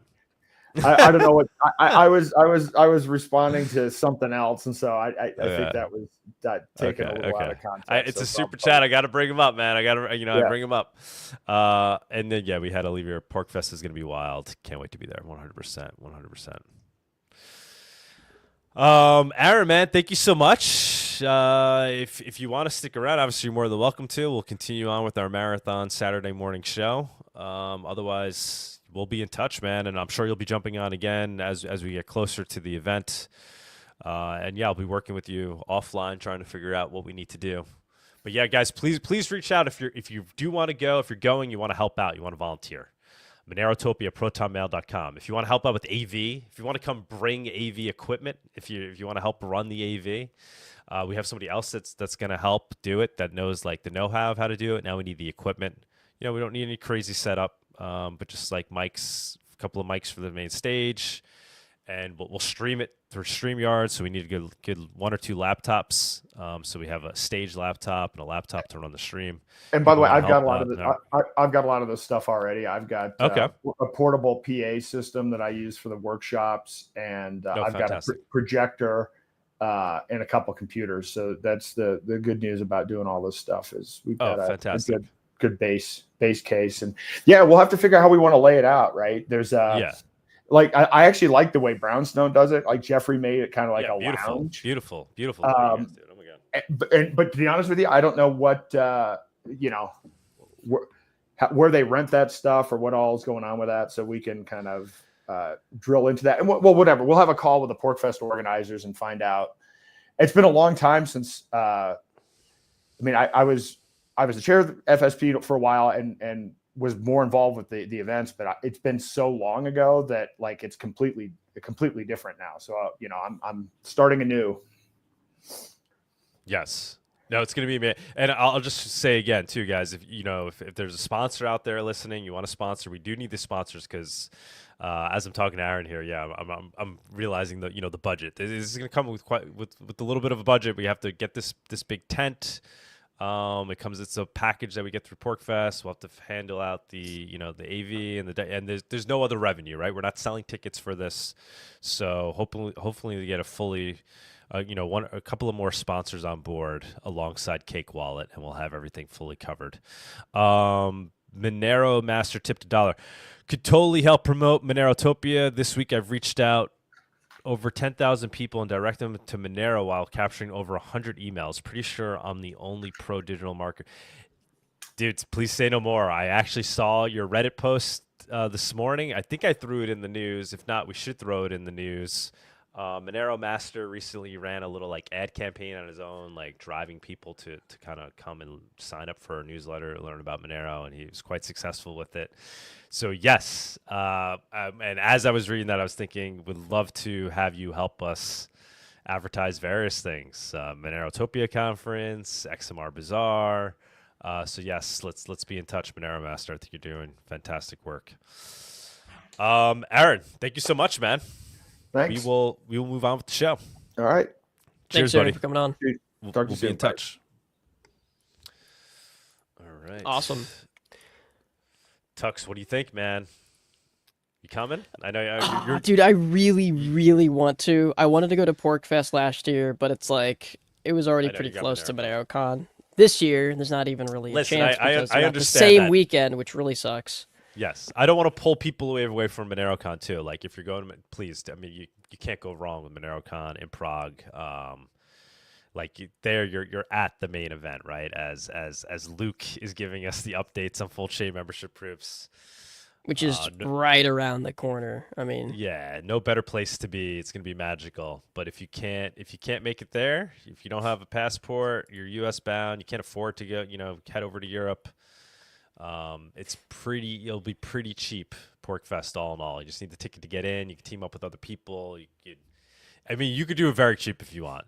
You could fucking especially if you live in hitchhike over, get a tent at Walmart, and team up with other people that have like a camping space, pitch your tent, and you're at Porcfest all week.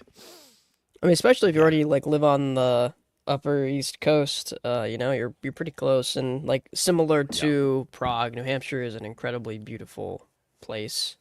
But I will say you gotta move on it. It can't be like a last minute thing being like, oh, I'll just show up. You gotta make sure you grab a ticket because the tickets are gonna sell out. And you gotta make sure you grab a camp space, or if you're not gonna do that and team up with other people, or you're not gonna grab a camp space, that you grab a hotel room outside because things fill up. It all fills up. Somebody wanted to. Is it worth going the first couple days, or is that kind of missing out on the bulk of the... It's it could be it depends. Like if it's like a banner year, I don't know. There could already be you'll experience Porcfest, right? You'll see everybody camping out, hanging out, selling tacos for Monero. But yeah, things really don't get going until the third. Picture like a carnival, right? It's it picks up on the weekend, right? So you could still experience it. I don't know. I think Aaron is saying maybe we'll start the talks earlier than Thursday. We would start maybe on Tuesday, Wednesday. Oh wow! So, yeah. So yeah, if you could pull that, I'm sure it could be worth it, for sure. My daughter's very excited. I don't think I could show up until Wednesday. So that's what I'm planning on doing.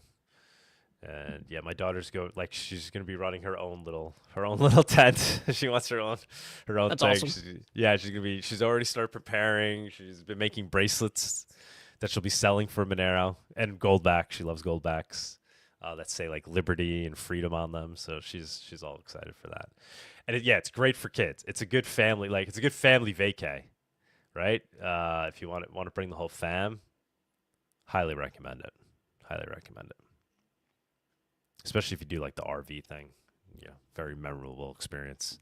Some of these kids there, I mean, they do amazing things. Last year this one kid was selling he made his own dart guns, blow dart guns, and he was selling for Monero Really? goldbacks. Yeah. Wow. So is everyone so Monero is it's pretty well accepted and used there, reasonably Yes. so as far I'm as telling you. conferences go. Yes. Guessing most people probably use Cake Wallet because it's the best, of course. Yes. Yeah, most people are using Cake Wallet. There are people that use Edge and Exelix because there's a lot of old school crypto people there. Or Exodus. Yep. Yeah, Exodus. But pretty much anyone you talk to, if they're accepting crypto, they're accepting Monero. There's nobody there that's accepting crypto. Only Lightning. yeah. No, I don't take Monero. I only take if they're accepting crypto, they're yeah, of course I'll take Monero. Yeah, of course. It's awesome. Yeah. Yeah, I'm thinking maybe it almost makes sense to have. I mean, I think it does. It's just once again they had to do it on the same weekend. If someone there from Cake to represent and to help people with issues and onboarding and all that stuff. So I'll see what happens. Because it'd be nice to go there to... Yeah, if you could show up to help with onboarding and get the vendors initially to help with the ones that aren't. There are some people that show up with a kind of more official food vending stands. They're in the food vending business, not in they're not really showing up as libertarians, right? They're showing up to just sell food to people. Those people need to get onboarded, right? Yep. And some of them are only accepting Lightning Network, Bitcoin or something because somebody got to them. But those people need to be helped. Yeah, man. So in that regard, 100% help set up the Starlinks and the Nodos and get the it would be a tremendous help if you could show up. and you definitely have an impact and be able to experience it in the beginning. All right, guys. I guess wow, 610 live viewers. Like, retweet. Come on, man. Yeah, let's keep it moving, right? Should we? All right, should we yeah. get, Bawdy up, price report? Yeah, I guess we'll go ahead and schedule's a little off today. But I guess we'll go ahead and do. Yeah, I guess we'll jump into price. You got a secret admirer Valentine here. Tux, turn on your camera. Yeah, I don't have my camera set up. I literally use an Android phone. I plug it into my computer and I turn it on to webcam mode. I don't even have that set up right now, so sorry. Nice, no worries, Tux. Yeah, let's get it going.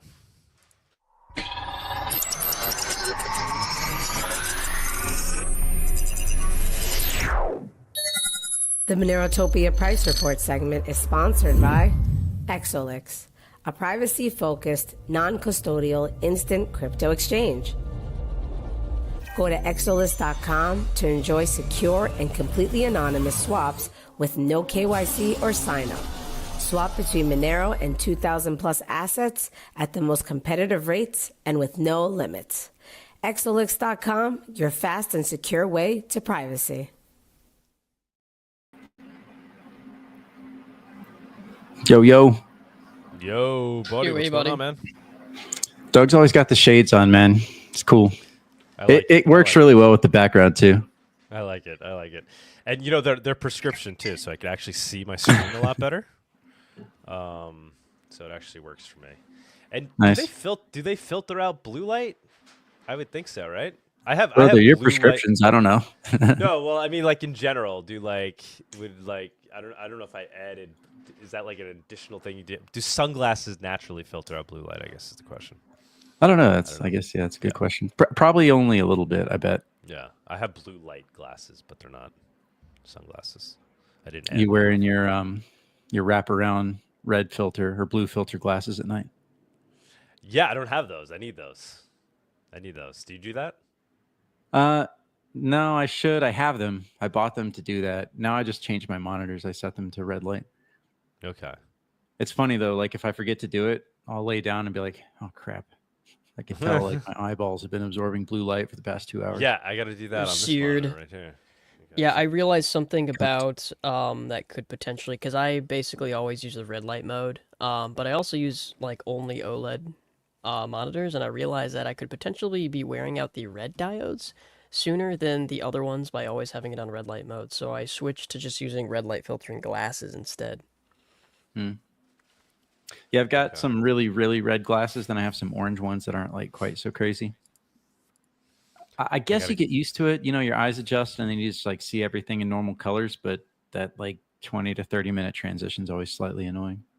So when are you wearing the red light glasses? Like in the morning and then at night? Or just no, like, I mean, you would only wear the red light glasses at night because, you know, the sun goes down.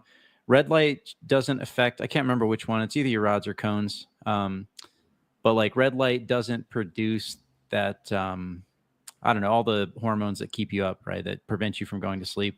All the blue light that we get at night can make it harder to get to sleep because it's preventing the production of melatonin and it's just overall like blocking your, blocking your sleep hormones. But I thought but naturally though, we do get, right? If you were to wake up with the sunrise, I guess you'd be getting a hit with some red light in the morning, right? To set your circadian rhythm. Is it like red light in the morning, red light at night? I would think. I don't know. I guess. I mean, yeah, you're definitely getting a little bit more red light from the spectrum and all the dust, which, you know, is kind of what makes the sun a more reddish color as it's setting. But, I mean, you're still getting a pretty big spectrum. In the morning, it's more just about getting light. Like just the fact that you're getting light is turning on all of your, I don't know, it's just signaling to your entire hormone endocrine system that it's time to get up. And you said you use red light for like injuries? And you think it had an effect? Yeah. Well, it's hard to say, right? Because I didn't like, so for example, I pull a muscle in an arm or a pec or something like that. I'm like, all right, let me put the red light on it. And there's research to back it, like clinically speaking, it helps, but I didn't pull both pecs, and then do So a little test do you there. do red light all the time, or just No. I mean, okay. probably I should. Honestly, I really probably should. It's good for you, but yeah, there's red light, there's infrared, and they're both they both look red, but they're slightly different things. So you you get, I think it's like 660 nanometers, and 850 is like that target range where they make those IR panels. And people will get up in the morning and they'll soak in a bunch of IR. They're different. They do different wavelengths because one of them penetrates more, and so you get a little bit more deeper stimulus for like you said, your mitochondria and all that. Yeah. And then the other one is a little bit more superficial, and it's good for your skin too. So I mean, there's definitely clinical research to back it. Like you could totally do it. I don't, but maybe I should. Right? I have a panel, but yeah, give me those wavelengths. I want those wavelengths. You got to get the frequencies, bro. The healthy frequencies. They're just massaging the mitochondria. You want the nanometer wave, not the millimeter wave. Yeah, exactly. The reference. I'm not sure if it's really even good for me, but I basically have that big lamp just like on all the time while I'm awake. Like even if it's not pointed at me, it like fills the room with it's basically a localized sun in my room, right? And that's what I've been trying. Yeah, I've been trying bright. to mimic that at my office, doing the same thing. Tux. I think that makes sense because my office has like the shitty overhead Oh, like the fluorescent. Yeah, they're not really fluorescent. I think they're LEDs, but they're definitely not full spectrum. I'm getting zapped more blue light than anything else. So and probably a flicker rate too. Yeah, so I'm turning those off and then using the daylight light all day. Like you don't want to be looking to that thing all day, but I think like you said, if you use it indirectly to just light up the room, I feel like that would be better than or just a traditional like incandescent light bulb gives you pretty good wavelength. Or if you have a nice big window, that can also work. I don't in my He's stuck in his prison cell. Yeah, you'd be surprised, but it's home cubicle. Yeah. Self-induced home cubicle prison. I get out as much as I can, obviously walk around, but yeah, man. Take it away with Price. Bawdy, cool, Bawdy, yeah. Any chance we see you at Porcfest? I know probably not, right? You're Mexico. I wasn't planning on going. When is it? It's in June. I mean, there's always hope, right? There's always a possibility. But I wasn't planning on it, no. I don't really do the conference thing so much anymore. It's cool because you hang out with all your friends and whatnot. But you go to so many conferences, and unless you're like there for a purpose, to shill. I don't want to say shill Monero, but what else are you gonna do? You gotta shill it. You gotta fucking maximize. You gotta pump those bags, get those numbers up. But yeah, I mean, if you're there as a booth, as with a purpose, then it makes a lot of sense to go to a lot of conference. You're the presenter, right? You're helping people learn.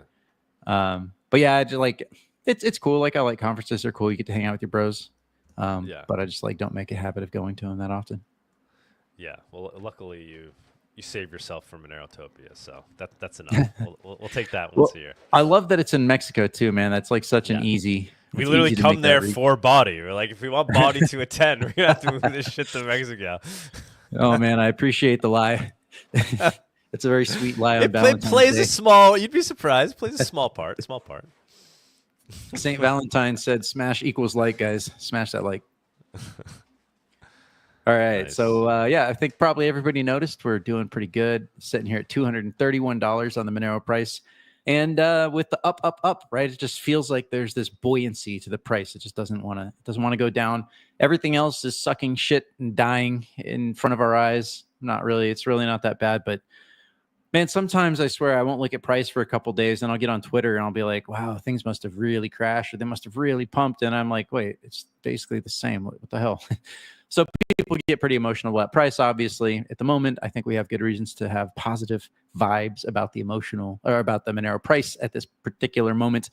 So obviously, as you can see, higher lows all the way through. Monero is going towards the upside. We can even look at the relative prices. So for example, XMR divided by total 3, right? So we can look at the XMR market cap relative to total 3. Actually, that is not the XMR market cap. Let's go to, that was it. Okay. Yeah, XMR divided by total 3. For whatever reason on this chart, I had divided the price. Wow, that looks terrible. Let's go to, we are on logarithmic. Wow. Did I do something wrong here? What day? We're on the daily. Maybe I should have prepared this. This actually looks really bad. So total 3 market cap must be doing good. Man, I feel like there's some mistake here. Yeah, that's the mistake. Total 3. Yeah, so that, what the hell? I'm sorry, guys, to keep us bogged down here. Let's just go over, to crypto guys. cap. Monero's going to 0. There we go. It pulled up the wrong ticker. Yeah, so we need to go to crypto cap. Yeah, it's over. Pack it in. All right, so let's go to let's add that wave magic back in there. And okay, come on. Oh yeah, of course. Artifact of the wave magic script. I have to multiply by a large number sometimes when it gets too small. Here we go.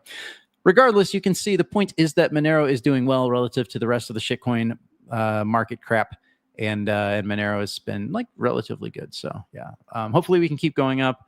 The problem is that there's always a new shitcoin. There's always more market cap to go around for just nonsense. You can artificially pump market caps to levels that the liquidity wouldn't justify. Like, you know, most of these coins, there's no chance that any significant liquidity could be pulled out of that market without crashing the price. You know, they keep the prices levied and buoyed to try and bring in new suckers. So that's why it's important for us to use the thing, right? That's why you got to use it. You use it, you win. You create the natural liquidity that's necessary to support a real organic market, that's necessary to support price in an organic way, not a bullshit way.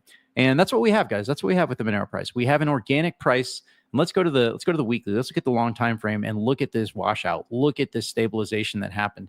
Effectively, we had the pump, and probably a lot of this pump in the last bull market was actually induced by the market makers themselves to do kind of like a pump and dump, a rug, as a means of controlling price. So when Monero was performing early on, before anything else was performing, again, that was them preparing their bags before the major run so that they could manage the Monero price into the bull run and keep it out of the limelight. Nobody cared about crypto before Bitcoin got above the all-time high. So that was their opportunity to load up some bags and then unload them slowly on the market. The point is, and again, that's all speculative, so you can tell me that I'm speculating wrong if you want in the comments, whatever. But the point is that we had a very long period of washout here. I mean, we're looking at a period of about 2 to 3 years here, right? Where effectively they were trying to smash the price down. It's funny because I was thinking about this morning, actually.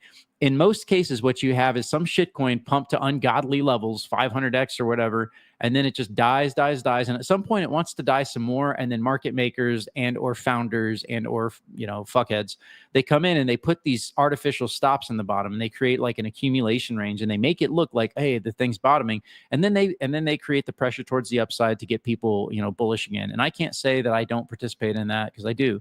Not as a market maker, but as a pleb, and I see the patterns that these guys use, and I buy the shitcoin. Like, what are you going to do? Like, they want to give me free money, I'm going to take it. But the point is that with Monero, they did rather quite the opposite. They used all of their firepower. They used everything that they had to try and suppress this price, to try and push it down as much as they could.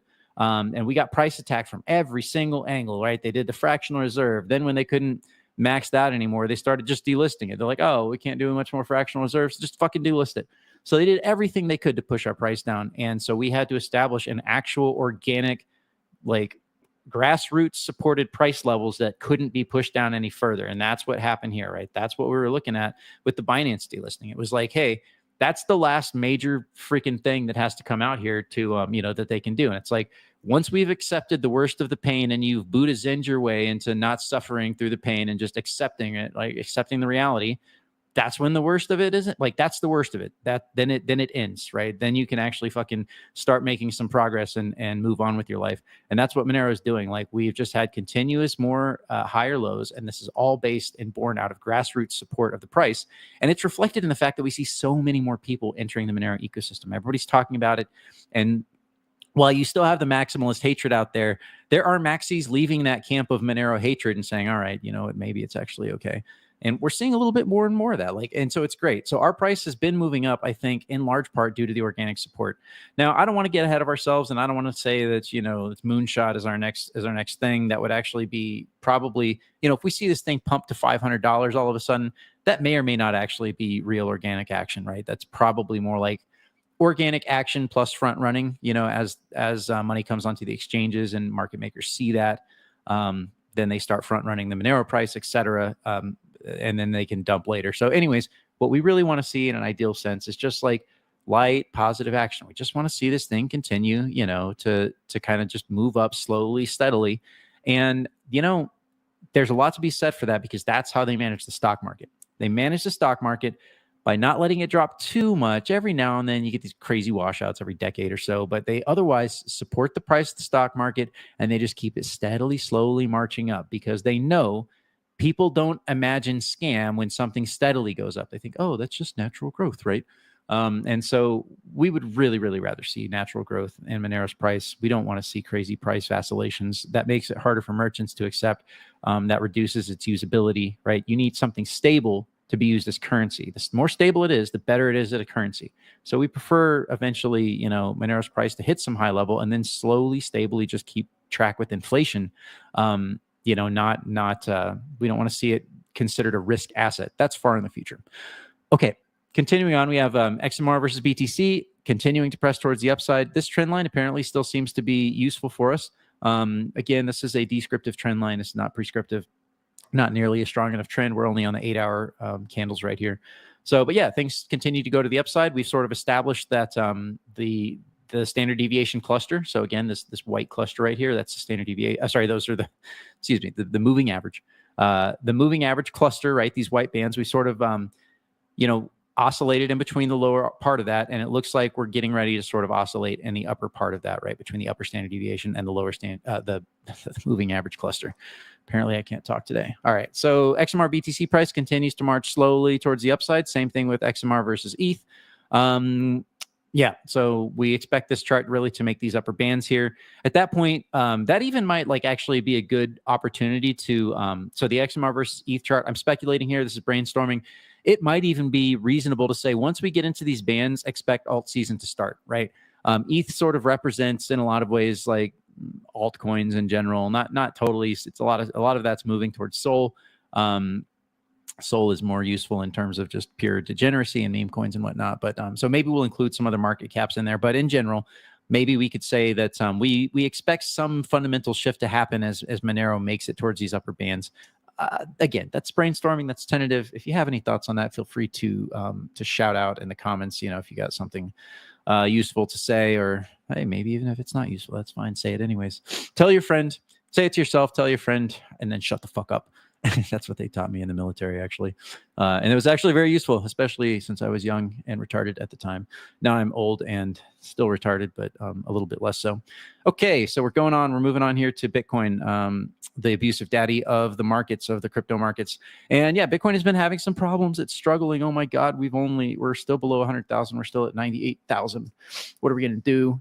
Well, what you're going to do if you're a trader is you're going to trade this range, right? You see this range here. It even fooled me. I thought, hey, maybe we're about to go up here. Hell, I might have even thought about taking a long there. It wouldn't have been on big leverage. It would have been a little bit of a long, and I would have put my stops. I probably would have put my stops right around the bottom of that standard deviation band there. And then I would have gotten stopped, right? I would have gotten stopped out. So, we're just going to have to wait a little bit longer, guys. It seems like Bitcoin's not quite ready to go. Crypto is not quite ready to go. I don't know. What do you want me to say? Like, eventually this thing should go up. We still see the gold price moving up. Gold is doing fantastic, spectacular, fabulous. All of the Trump positive words, positive adjectives being inserted right there. But we did put on new all-time highs this past week for gold. Let's go down to the daily and you can see that a little bit better. Yeah. So, and here's another thing, like on the local pattern here, on the local wave magic, right? So you've got these guys right here. You have the short-term standard deviation prime. Again, it's just a derivative of standard deviation. It's like an acceleration metric. Think of it, if for those of you that know calculus, it's like taking a derivative or a second derivative, right? If standard deviation is the first derivative, the purple bands are like the derivative of that. And it's not a multiplier by 2, multiplying by 2 or 3. The third standard deviation is arbitrary, right? Which is why I invented this in the first place, because whether you want to use the 21-day moving average of the 50 or the 100 or the 30-day, right, or the 200, it is arbitrary. You could choose anyone. It doesn't matter. Like maybe psychologically some of them stand out, but it's arbitrary. So you just overlay them all. Same thing here. So anyways, I don't like arbitrary multipliers in statistical metrics. If you can avoid it, it's better to use other metrics. And so the purple bands are an acceleration metric effectively. You can think of it that way. So anyways, what we see typically is that price should want to tend to continue following in this band structure, right? So we've topped out a little bit here in gold. It wouldn't surprise me to have a little bit of a pullback, something like that over the next week or so, and then only to come back towards the top side. The point that's most relevant for us is that gold is continuing to make all-time highs. It continues to go up, and it's difficult for me to think that in the current environment, with the M2 money supply continuing to increase, it's difficult for me to think that gold is just going up for no reason and that the markets aren't going to follow eventually. So yeah, I mean, right now, pressure release valve and gold happening. Where should we be looking, right? Where are we looking in the big, broad picture for gold? What do we want to see for like the topping action? Where do we think this thing could top out? Well, I think this purple band right here, this is like the lifetime continuously calculated prime standard deviation. Wow, what a mouthful. I'm sure nobody understands what that means except for me, but don't worry about it. Just know that purple band equals top. So, but you'll notice this purple band continues rising. So at some point, gold's going to tag that band, and it's going to be glorious. At that point, I'll probably recommend that you guys flip your gold into some kind of other hard asset like real estate, or property, or more Monero. It depends on what the markets are doing there. Maybe just never sell your gold. Maybe it's, it's your backup option. If you only have 5% of your net worth in gold, yeah, then maybe just like, well, shit, I'm not going to sell. Fuck it. Like, why would I do that? It's still my backup, right? It's still my backup option. And who knows, maybe the hyperinflation hits. It's not going to, so stop looking for it. That's not how markets work. You underestimate your enemy if you think the dollar is collapsing and it's about to die in the hyper, and it's not. Like, it's just not. These guys are smarter than that. They've managed this shit for over 100 years. It's not going to just collapse. Like, if it'll only collapse if they want it to, right? So unless you have some special like insight into when they want to collapse the shit, if you have that special insight, then maybe you do know when the dollar collapses. But otherwise, it's not going to. It doesn't have to unless they want to. There's actually a correction I need to make on something I said a lot. So I want to go backwards in time here a little bit. The Saudi agreement did not expire. That was just like a widely misreported news story, and they fucking got me. They fucking scammed me. They rugged me on that story. That's not how that works, apparently. There was no like official, memorandum of agreement or whatever that expired. Yes, the Saudis, I believe, if I'm not mistaken, I need to go check this out more, but yes, the Saudis are selling their oil in something other than the dollar, right? I think they're using some amount of yuan now. I really need to go check that, but it's not a lot, right? It's not huge. It's still predominantly the dollar, but there was no agreement there that expired. It was like, I mean, there was kind of like this reporting of some meeting happened, and like there was like a kernel of truth there, but that's not really the story. So, but regardless, it is the case that we have seen moves, globally speaking, to do some amount of trade outside of the dollar. It is true that there is a yuan ruble bilateral trade agreements between China and Russia to settle outside of the dollar. So there is still validity to the notion that the United States does want to continue dollar power projection, and Tether is still rolled up into that. It's just that you don't have that extra thing with the expiration of the Saudi agreement, the fake news awards. I have to actually thank, let me tip my hat here to James Corbett and the Corbett Report for actually reporting that on his fake news awards for 2024. So anyways, just wanted to correct really that funny. Since, oh yeah, you watched that? Yeah. Corbett's the best, man. He's like, him and Whitney Webb to me are like the absolute two best reporters out there. All right, so let's see. I know I've kind of jumped back and forth here. That's okay. We can have a schizophrenic price report today. No big deal. We can go to the Z-scores and see that Monero is still a top performer. There's some other shitcoin in blue here. We won't mention its name. It seems to also be performing lately. Yeah, the Harry Potter magic privacy coin, the magical, perhaps not so magical, can be defeated. Mimble, whatnot, who knows, right? Like there were some reports that could be the case, maybe not, but nobody uses it anyways. It's the same problem as Zcash. Like nobody uses Zcash privacy. Those that do don't have great privacy, and like this is why it's still in the exchanges, because they're like, well, nobody's using it, so who cares if the privacy is there? Like it's not really private if you don't have a big crowd to hide in. Let's see. Let's talk about Bitcoin. Yeah. So we are starting to reach maximum peak levels of altcoin dejection. Everyone is crying in the streets with salty Doge tears about where their alt season has gone and how come it's different this time. And maximalists are celebrating with their dicks out, waving it in everyone's face about how Bitcoin's about to hyper Bitcoinize the altcoin space and everything is just going to die. Okay, whatever, guys.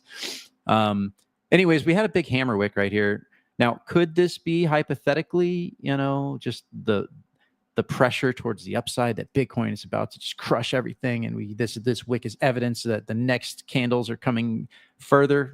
Maybe, but probably not, because we're about to close the week here down, in which case you would end up calling this a hammer, right? That's a hammer spike something or other. I can't remember this. Maybe that's not exactly the right phraseology. Anyways, whatever. This is a very classic pattern where you have a wick towards the upside that is not followed up in the next candle or so with more upside action. And it spells, hey, we tried to make it and we failed. We fell back down. This very similar kind of pattern happened right here. You had a couple wick spikes, not nearly as strong, but effectively there was a couple wicks up. And then what happened, right? Price came to the downside for a period of time.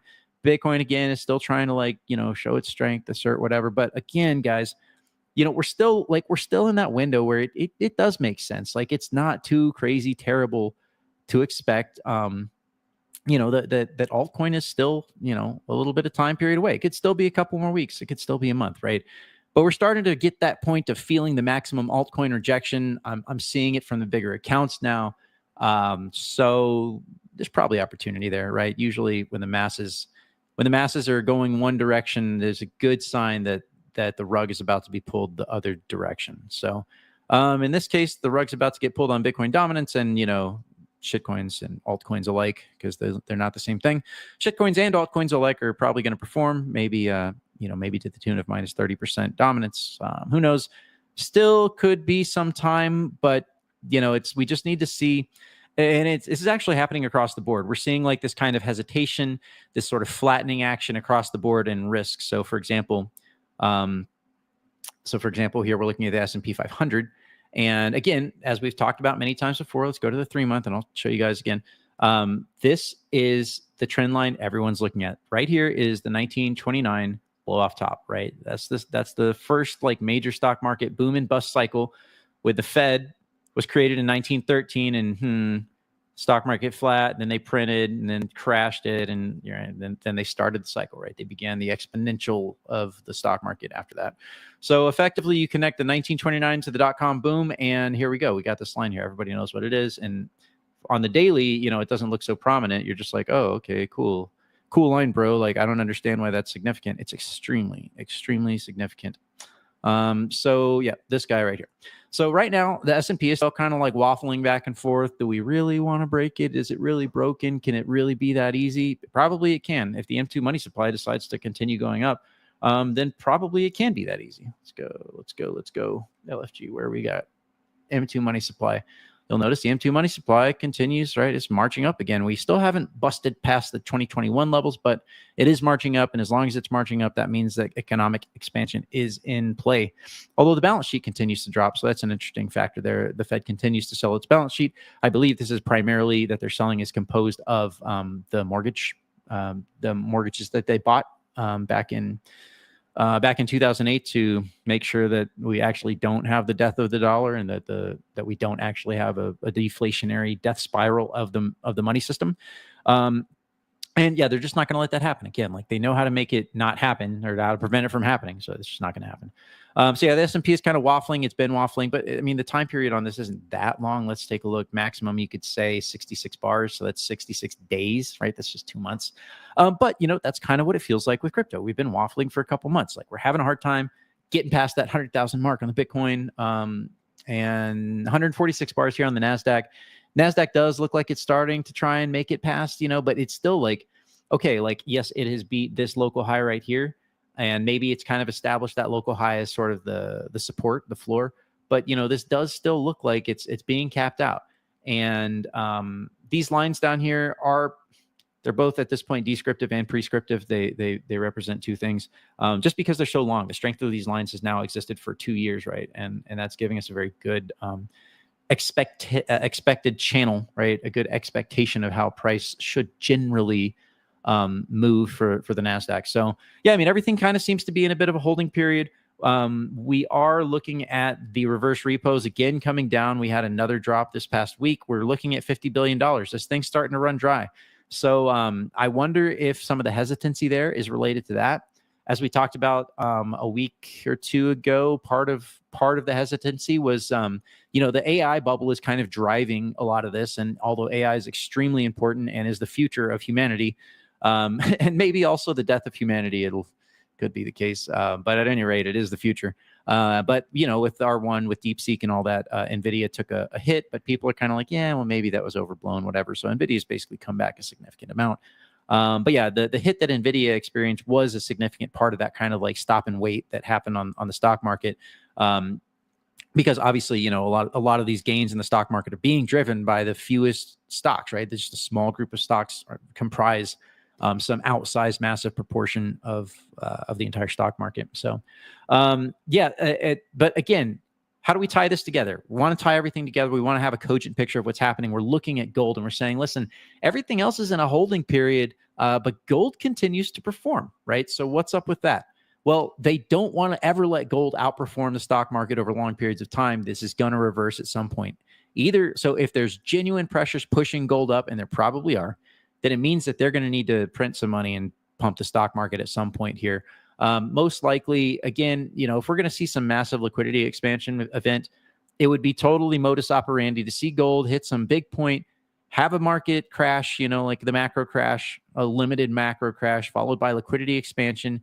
Gold comes up, and then for years, we'll just fucking slowly bleed out while the rest of the stock market pumps. That's been the pattern. I can't tell you the exact timeline that I would expect that should happen.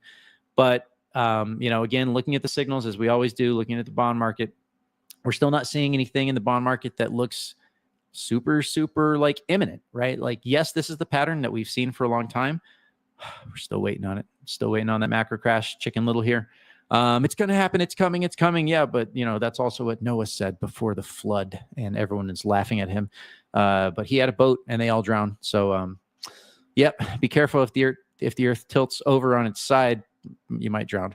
And right now the earth is not about to tilt over on its side. This is still the same pattern. It's still like the Fed is slowly going to lower rates and bonds are going to do something. But whenever we see big violent moves in the bond market, that's our sign, right? That's our sign that it's coming. You'll notice that we are getting pretty close. Like if we look at equivalent timelines here. So let's start from when the economy caught a cold, right before the economy caught a cold, in July, August of 2019, the Fed was lowering rates, bonds were coming down with them. And then that was about 146 days until we saw the actual, the symptoms arriving, right? Until you started coughing and the poor economy started running a fever, and then everything crashed. So if we do 146 days, I know we've done this before, but just to show you guys again, look down at the bottom, you will see that looks like April to me, right? End of March, April. Now, you can't just overlay, said the Zoomer, you can't just overlay one time frame onto the next time frame. That's not, it's not like perfectly analogous, but certainly, there is something to compare. It's all that we have, right? It's all that we have. So we could also come over here and do this for 2008. Obviously, 2008 was a much more severe kind of systemic type of macro crash before they had implemented all of the quantitative easing and the quantitative whatever that they needed to just like support everything. But again, before the real drops started in earnest, so which I believe was somewhere around early 2008. But then the actual crash happened over here. So that was like 277 days till the actual crash really, really started. But the market was losing significant amounts during this time frame. So again, like 110 bars. We would need to overlay the S&P on this. We're not going to do that right now. 147 bars. So, I mean, again, guys, we're starting to really enter that, like the historical pattern of the window. I said, hey, the window opened right around November in my mind. That was where the window was like the possibility was beginning. But, it's a broad window, right? We're looking at months that this could happen. Sometimes it happens earlier. Sometimes it happens later. But anyways, like the signs are still there. We're still progressing, keep it in the back of your mind.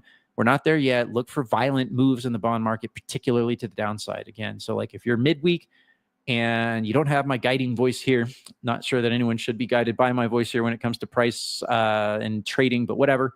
Supposedly I know something. If it's midweek, if it's like Tuesday and the bond market is just absolutely getting annihilated, then start thinking to yourself, wow, these are historically massive drops in the bond market. Maybe there's problems in the market, right? Maybe there's not all as well. So, and then you could protect yourself. You can sell your more degenerate shit coins, whatever. If any of you are holding them, you can, if you're a stock market bro, you can take out a binary option, far out of the money and spend a 0.5% of your net worth on a binary option if shit drops, you can protect yourself and then rebuy the market at the bottom ish. So yeah, let's see. Oh, I wanted to go back to gold one more time. There's one thing that I kind of forgot to show you guys. So we are going to clear the wave magic. That's only going to slow down the chart. But I just wanted to show you the lifetime chart here and give you the bigger, broader perspective of what's happening in the gold market. So we come back here to when Nixon protected us against the speculators happened back here in 1971. And then gold just smashed to the upside because they let gold float. And then so the blow off from the Nixon protecting us against the speculators against the US dollar happened right here, right? So we draw our first line there in 1980. And then the 2011 blow off top in gold, born on the massive printing, basically the .com and the 2008 crisis where they printed a shitload of money. Gold necessarily had to respond there and then blew off in 2011. So we connect those right there. Those are our connection points, which is how we draw this rising wedge, right? This is a rising wedge. And I know there's a lot of lines drawn on this chart, but that's just what charts are. What do you want? So anyways, we effectively came here. I say we because, we are gold holders. I hope that all of you have some gold, even if it's just a few coins. Anyways, so yeah, this was a prominent area to look for pause, to look for, pullback. Are we just going to smash through it? I didn't want to see us. I didn't want to see gold smash through this line because resistances that are not respected on the way up are not supports that are respected on the way down. Again, it's that whole, you want steady gains. You want nice, reasonable, steady gains over time. You don't want to be making, insane amounts of money really, really quickly unless you know how to sell and actually take that money and run, which most people don't. Okay, so the point is here that gold has broken that rising wedge. It did a really good job of finding some consolidation exactly where it should have, and now it's moving towards the upside. Continued upside action here on gold sets this line as a solid floor to look for into the future. And notice it's a rising line. So, somewhere in the future, we'll probably tag this line again. It'll actually probably break down below that line, like shortly, briefly, as a way of trying to induce panic in the markets. But yeah, so let's add the statistics summary again here. Again, this is the continuously computed upper standard deviation prime, which is this purple line. This purple line, again, is my target now for gold at this point in a long-term fashion. In shorter terms, we're still going to have to deal with, there are still going to be things to deal with, like other resistances to deal with in gold. Let me show you those really quick. Okay, so this guy right here, right? This is a very reasonable nearer term resistance to look for. But notice it's a rising resistance, right? Rising resistances, when you talk about resistances and you're like, well, this is a resistance, like, okay, well, yeah, but it is, but it's also rising. So like you could try and short the market there, or you could try and sell your gold. But one of the things that can happen is you can tag that line. It can be resistance, and then you can just continue traveling up in that channel, right? You could even do something like hit that, kind of travel up there for a while, maybe take a pullback and then do that. Like the pullbacks might be less than you think. So anyways, just giving you guys a little bit of ideas and thoughts here on the gold chart. If you want to degenerately trade it, or if you're like, you're looking for points, hey, I actually do want to sell my gold because I'm going to buy a house, right? Like, okay, that's a reasonable reason to sell your gold. So you might be trying to look for your maximum opportunity. Well, near term, it would be along this purple band here. So, maybe like, let's just call it 3,200-ish, 3,400-ish, right? These are rising lines, right? These are dynamic lines. So, yeah. All right. Let's go back to Monero here really quick and take a look at the transaction counts, because the transaction counts are increasing. They're quite good. We have gone from, 25,000. Now we seem to be oscillating around the 30,000 point, and with some upside potential, right? So this thing could continue meandering on the way up. We would hope to see that. So continue using it, continue with XMR Bazaar, continue with the XMR chats. Actually, which I haven't checked. Let's see here. Nope, no XMR chats. Okay, next, let's go to the mining difficulty, or the hash rate per day, because this chart is a beautiful chart. It's a wonderful chart. Everybody knows it. Everybody loves it. And it's continued to go up. We continue to hit new all-time highs on the XMR hash rate, and it's doing so steadily. Interesting. It looks like the price is steadily going up. The hash rate is steadily going up. It's almost like we have organic new adoption. Wonderful. Okay, so yeah, that's a cool thing to see. Meanwhile, we could take a look really quick here at the privacy shitcoins, and what are they doing? They're doing fuck all. They're doing shit for nothing. So Firo down, Sano unable to recover, Pirate Chain managed to stave off some like massive, looked like it was about to crash and burn and die. Probably some market makers and the founders came in and supported this price a little bit.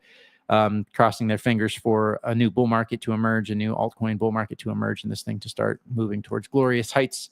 Wouldn't expect that, wouldn't hold my breath. Darrow falling further.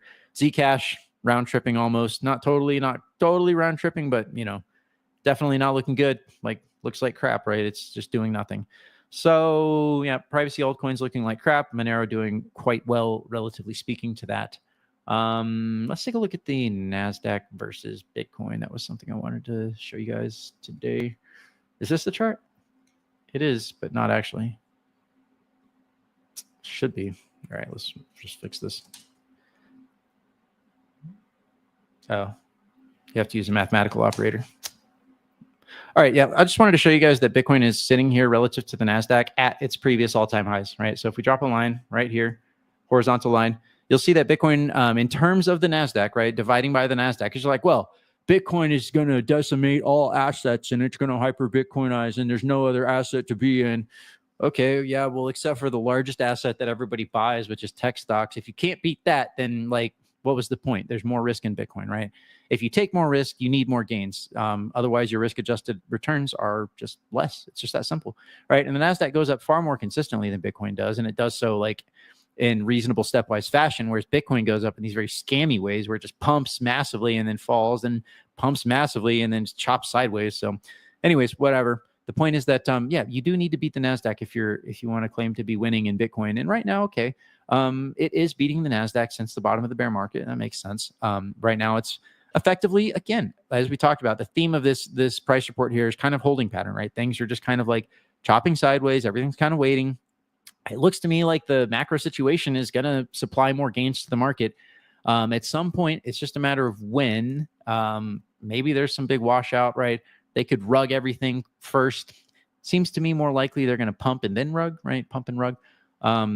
That seems to be like what they do. So I don't know. Maybe the pump is right around the corner. Maybe it's tomorrow. Maybe it's in a few weeks or whatever. I don't know. I mean, I'm telling you, there's pump coming, I guess. Really, what I'm saying is it's difficult for me to believe this is the end of the bull market. So like, even if there's a macro crash in the middle of the bull market, which would be funny, but totally plausible. Like, it's still not the end. Like, don't sell your bags. Like, if you got bags, don't be selling them. Like, it's not a wrong thing to take profit, take a little bit of money off the table, have some cash on the side in case the macro crash comes. But I'm telling you guys, like, I'm mostly in the markets with some cash on the side here. I am not mostly cash waiting for this macro crash. That would be a big mistake, right? To keep a shitload of cash and not be riding the markets. You got to keep some sticks in the fire there. So anyways, yeah, Bitcoin is sitting here effectively relative, Bitcoin BTC divided by the NASDAQ is at its all-time highs, kind of waiting, kind of, resistance here. This is good though. Like, you would look at this chart and you would say, hey, this is actually not so bad. What you really want to do is get on the positive side of this. You really want to get on the positive side of that, which really gives you a good reason to think that, hey, you could be going up pretty soon. So I'm sure there's other stuff I had on my mind that I saw this week, but I feel like there's like one more thing, but I don't remember exactly what it is. So I'm not going to drag this thing on any further. Check the comments one more time. I don't see anything. I don't think I see anything. I think we maybe have one. I don't know if that was new or not. So I'll let Tux handle that one if that is the case. All right, guys. Yeah, I guess that's about it. Dixie continuing to pull back a little bit. Okay. Yeah, that's. I would kind of think that the Dixie pulling back should have fueled a little bit more rise and risk. It seems to have only fueled more of a rise in gold. Okay. At the moment, I would be looking at this chart and I would be saying, hey, these should be support areas for the dollar index. At the same time, it's an index. So like, it doesn't trend, right? It tends to stay range bound to some extent. So you have to understand the difference between a market that is an inflation-based asset that goes up with inflation versus something that is a trend-based market. The dollar index relative to other currencies, in large part, 95% is range bound, not trend based, because currencies oscillate relative to each other, but they tend to stay in reasonable, especially for the first world economies, right? The euro versus the dollar versus the Australian dollar versus the Canadian dollar. Is that what the Canadians have? A dollar, whatever. The Canadian currency, soon to be America, soon to be Greenland, Mexico, Gulf of America, whatever. Anyways, okay, I'm done, guys. That's it. That's all I got for you. Mr. Tux, Mr. Doug, please take it away from me. Thank you Can't so be much, trusted anymore. Bawdy. Big Thank you, sir. gains on the way, as scheduled by our overlords. Before Yes, they, you will get your gains when they say you get your gains. Oops, wrong layout. There we go. That's right. All right, well, I think we're going to go ahead and move into the news. Thank you, All right, as guys. always, Bawdy. Monero to the moon, definitely. Yeah, Monero price looking good. Nice and steady. Steady she goes. To the moon over 500 years, because it's a stable coin. So, Yes. all right, thanks, Bawdy. We'll get into the news. All right, guys. See you next week. I did want to ask Bawdy the odds of the U.S. government moving to a gold-backed currency. Is that at all within the realm of possibilities? For the Is dollar to zero a be- possibility? I don't see why they would do it. Like, what impetus do they have to do that? Like, what possible reason would there be to do that? Would it even be possible to do? I see people saying like it's not even possible to do. No, it's possible. You could say that the dollar is going to be backed by gold. I mean, it kind of is. Like, We used to. the Federal Reserve in Fort Knox allegedly has like 8,000 tons of gold, or maybe it's 10,000 now. So I mean, in a way, like, gold is a significant portion of global reserves. It's not the major, like the largest portion, but it is a large portion of reserves. So you could kind of say that the dollar is partially backed by gold in the fact that the Federal Reserves, the reserves on the basis of which they have printed all this excess fiat is done on the basis of the gold that is in reserves, plus the other assets that they now keep there. But no, it's not a one-to-one backing, and I can't see any reason why they would make that a one-to-one backing. I think it could be done. Like, I mean, anything could be done. I just don't see any reason why they would do it. Like, it doesn't serve their power interests. Like, it doesn't help them control the economy. It doesn't help them decide which corporations to select to, to run the panopticon. So, Yeah. I don't know what, unless Trump had some crazy political power move reason. if you had like an honest president and an honest Congress and an honest system in general, so I mean, I know we're already pretty far here in fantasy land because it takes more than just a prez to make that happen. Mm-hmm. Then hypothetically, you could limit the fractional reserve. You could bring those numbers down. Right now, it's like 9-1, I think, but effectively, it's infinity to 1. The real infinity the real everything divided by infinity is actually everything divided by fiat, not Bitcoin. Anyways, so they could hypothetically start rolling those back and start placing greater caps on the fractional reserve ratios that banks are allowed to engage in. They could plus up the gold reserves. They could march the economy in that direction, but I really do wonder about like the potential for deflationary spiral if that does happen.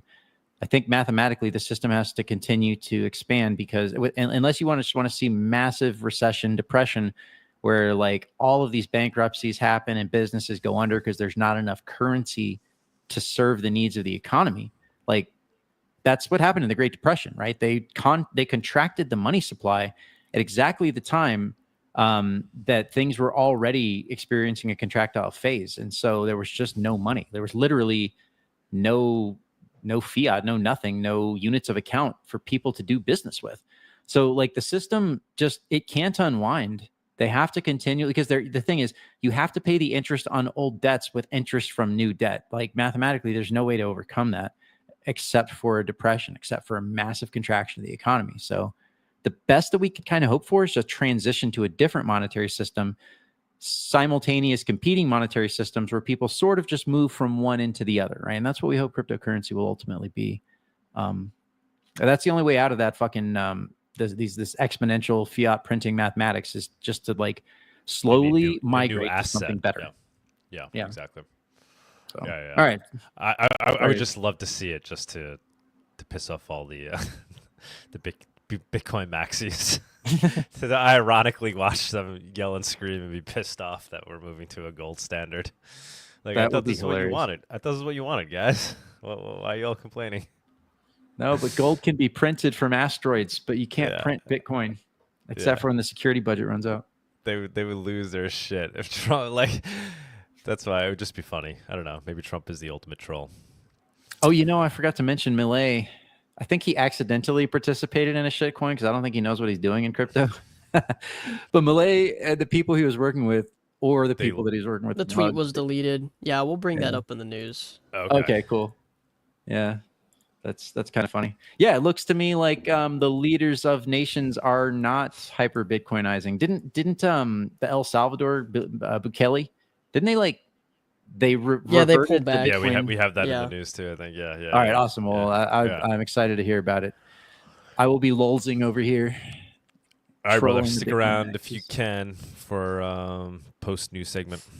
All right, guys. Stage. All right, later. See you next time.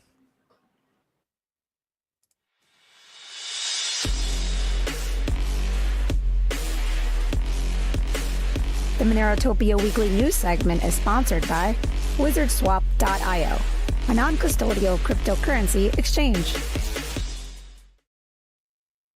Tony. Hey guys, happy weekend. Happy weekend, Tony. Happy weekend, Tony. How's it going?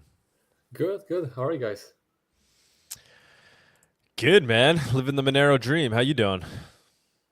Good. It's been getting hot in Florida for February. I thought I was gonna enjoy the cold weather for a bit more, but I guess not. But oh yeah, it's warm now. Nice. Yeah. Oh, sweet. Yeah, but it's fine. It's nice. Yeah. We have a lot of good stuff to talk about this week. A lot of news. Take it away. So first thing is eFirst Scan has a new feature called Cards that gives any ETH wallet a credit score. So let's actually go on efirstscan.io and let's pick a wallet. Let's say this. Actually, no. Let's pick this one. It's not here actually. Give me 1 second. Let's try a different one. Let's do this address. There we go. Cards. So we picked an address and I did test it before a little bit. Some don't show the credit score and some do. Let me try a different one. Let's do this. I don't know. If you pull up Vitalik.eth, you can actually see Vitalik's score. Oh, really? Okay. I'll Yeah. check that in a second. There we go. Oh, wow. Okay. Oh, this one's bad. This one is bad. Naughty. Yeah, I kind of tested it before, and they were all low, moderate. Some had some attestations. This one is just thin file. Wow. Interesting. Wait, what does that mean? Thin file? Is it just not enough data for them to give it a good score? Type in Vitalik.eth. His is actually not as good as you would think it would be. Let's see. Oh, yes, we love Cloudflare CAPTCHA. Amazing. I'm going to do a CAPTCHA Incredible. in a second. Oh. Okay, so... Oh, and then if you click on the resolved address. Yeah. Yep. And then you can go to cards. Cards. Okay, let's see. Low, okay. 189 attestations. His is okay. He gets a 657. And notice how they numbered it like it's an actual credit score. Like the numbering's like I think 800 is like the highest or something like that. Yeah. So it's literally like replicating a credit score in like the rating system and everything. So yeah, that's very messed up. I went for a couple wallets, and then most of them are low. I've never seen so far anyone that is ultra low or very low. Most of them are moderate or low. I wanted to see an ultra high one, but I couldn't find one. But it's so messed up. I can see exactly how much Ethereum he has, how much money. I have a credit score. Like what's the point? Just that it's on a blockchain. That's pretty much it. It's insane. And actually, some people are cheering for it. I think, let's see, if we go on X. This guy said, eFirst Scan's new cards feature is pretty cool. It's not pretty cool. People like you is what's wrong with crypto nowadays. Yes, I agree. Like, it's but it's no longer a revolution from a long time ago. And then let's go to this article. So CBP ramps up ASIC miner crackdown. So the reason, yes, Monero has privacy, but it has other features as well, such as being ASIC resistance. And if the U.S. Customs and Border Protection, they're not gonna go and seize your AMD or Intel or whatever chip you have. But if they're gonna see an ASIC, well, they probably will. And they broaden the scope of its scrutiny to target microBT and Canon ASICs as well. I think also, also Bitmain, and Bitmain is the largest producer of Bitcoin mining units in the world, dominating roughly 80% of the ASIC market. So, and they're confiscating specifically, they're detaining these units because they contain AI chips from the now trade-restricted chip company Subco. And yeah, it's Bitcoin is centralized and Monero is not, and that's the beauty of being truly decentralized. Yeah. Then we have Jack Mallers and Jack Dorsey discussing the privacy coin that cannot be named. When these people talk about privacy coins, they just don't say the word Monero. They just talk around, they talk about it, but they never actually say the word. So let's watch this. For the rest of them, the altcoins, I mean, I think there's probably some that started with the right ideals. Like there's some more Like what?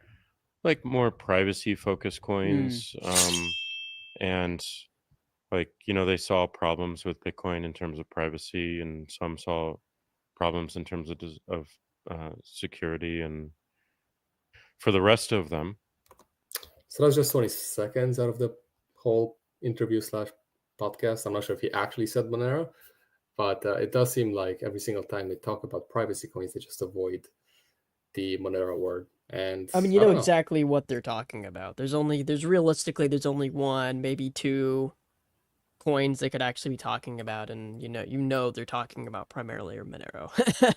It's undeniable. I think they don't want to say that word to not be associated with it, like, because he seems to kind of be pro. Well, Jack Mallers is he's kind of a sort of like a Bitcoin maxi, but also he created Strike, which is like a custodial service. So he's kind of like a banker in a way. Yes. Yep. I remember a couple of years ago when he was being interviewed and somebody called him Jack Baller. That's interesting. But yeah. So every single time they just avoid saying the word Monero, but we all know what they're actually talking about. Now, last week we talked about El Salvador and how Bitcoin is no longer a legal tender. And now we're going to talk about landlords in El Salvador who are not only refusing to accept Bitcoin, even if it is auto-converted to USD, they seem also to be rejected tenants who use Bitcoin at all. And two people in Paradise wrote on X, when will the Bitcoin community look in the mirror and ask, where did we go wrong? So this is a WhatsApp text. And it says, due to the change in monetary policy in El Salvador, it is no longer possible to receive Bitcoin as rent payment, only cash or bank transfer. We regret any inconvenience this may cause you. We have another one. I'll have to speak to a bank representative because they no longer accept transfers to bank accounts from Bitcoin. And let's see. I know I saw some interesting comments on this. Let's see.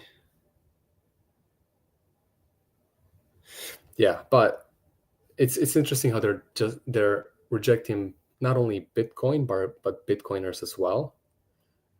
And it's just how quickly things changed. And I think somebody said in the comments on this that they mostly attracted just people with selfie sticks than a true revolution. So I thought that was funny. Then Shopinbit payment stats are in, and Bawdyanarchist said on X, the flippening already occurred, at least in terms of digital cash, not only on the darknet, whose users have their life/freedom at stake, but also on the regular internet. next step, a true circular economy also offline. And if we take a look, Monero is at 56.3%, Bitcoin is at 42.9%, Lightning Network 0.4%, and Fiat is 0.4%. So Monero payments are roaring again on Shopinbit and across different platforms as well. Monero is just at the top. So that's very awesome and good to see. Then, yeah, we kind of, Doug's buddy and they kind of discussed this before with Doug. Officials within the Trump administration have said that President Trump is considering returning to the US dollar back to gold standard. This would allow US currency to be directly exchanged for gold. This would be incredible, in my opinion, Adam said on X. Yeah, I'm not sure if this is going to happen. I don't think this is going to happen. But I guess we'll see. Then we have this amazing post from BRunner7 on Reddit. He wrote more vitamins for Monero with Carrot, part 1 overview. And you guys have all the links, so you can go and check it out. But he basically talks about the future of Monero and the next Monero hard fork. And he said, and I'm going to read a bit from it because it's very, very interesting and important. So he said, why this post? A lot of interesting things go on right now in Monero development, but if you don't happen to attend the 2 regular dev meetings on Mondays and Wednesdays or hang around in some of our Matrix rooms, you probably wouldn't know much about it. I only recently became fully aware of this and noticed that people building software on top of the Monero core, software, especially wallet apps, often don't seem to be fully informed either what is coming. And this may have unfortunate consequences. And then he said, that's why I decided to write this post about Carrot, which is mostly flying under the radar so far, but will bring solid improvements to Monero users. I plan to make this the first post of a little series containing an overview with later posts giving more details about individual important aspects. So he talked a little bit about what's going to happen. So the next Monero hard fork, if all goes to plan, and it currently looks as if it will, the next Monero hard fork will bring the largest changes in the underlying technology since RingCT was introduced way back in 2017 and implemented hidden transaction amounts. A technology with the acronym FCMP++ will bring a decisive step up in sender privacy. So, and this is crazy and amazing, but until now, if you spend Monero, you hide among 15 other people doing so. With FCMP++, you hide among all the people who ever did an XMR transaction since Monero's genesis in 2014. That's incredible and crazy to think about just how much stronger Monero is going to get with each hard fork. Also, the estimate that the hard fork will take place in roughly a year from now, give or take a few months. Besides FCMP++, a second important new technology called Carrot will be part of Monero. That's a new so-called addressing protocol that will supersede the current addressing protocol that is part of CryptoNode, the technology that Monero inherited when it forked the cryptocurrency called Bitcoin in 2014. The lead designer of Carrot is a seasoned Monero dev, Jeffro256. The name Carrot is a clever acronym of CryptoNode address on re-randomizable RingCT output transactions, but a considerable amount of cryptographical knowledge is needed to fully understand what this means, specifically the re-randomizable in there. Then full view only wallets. He talks about full view only wallets, forward secrecy. Forward secrecy is really awesome. Yeah. So I think I can hear myself from somebody. Maybe me. Yeah, could be. Okay, I think it's good now. Yeah, forward secrecy. That's so basically. He said, I will try to explain in more detail in a later post what that means. Thus, here only a quick and simplified explanation.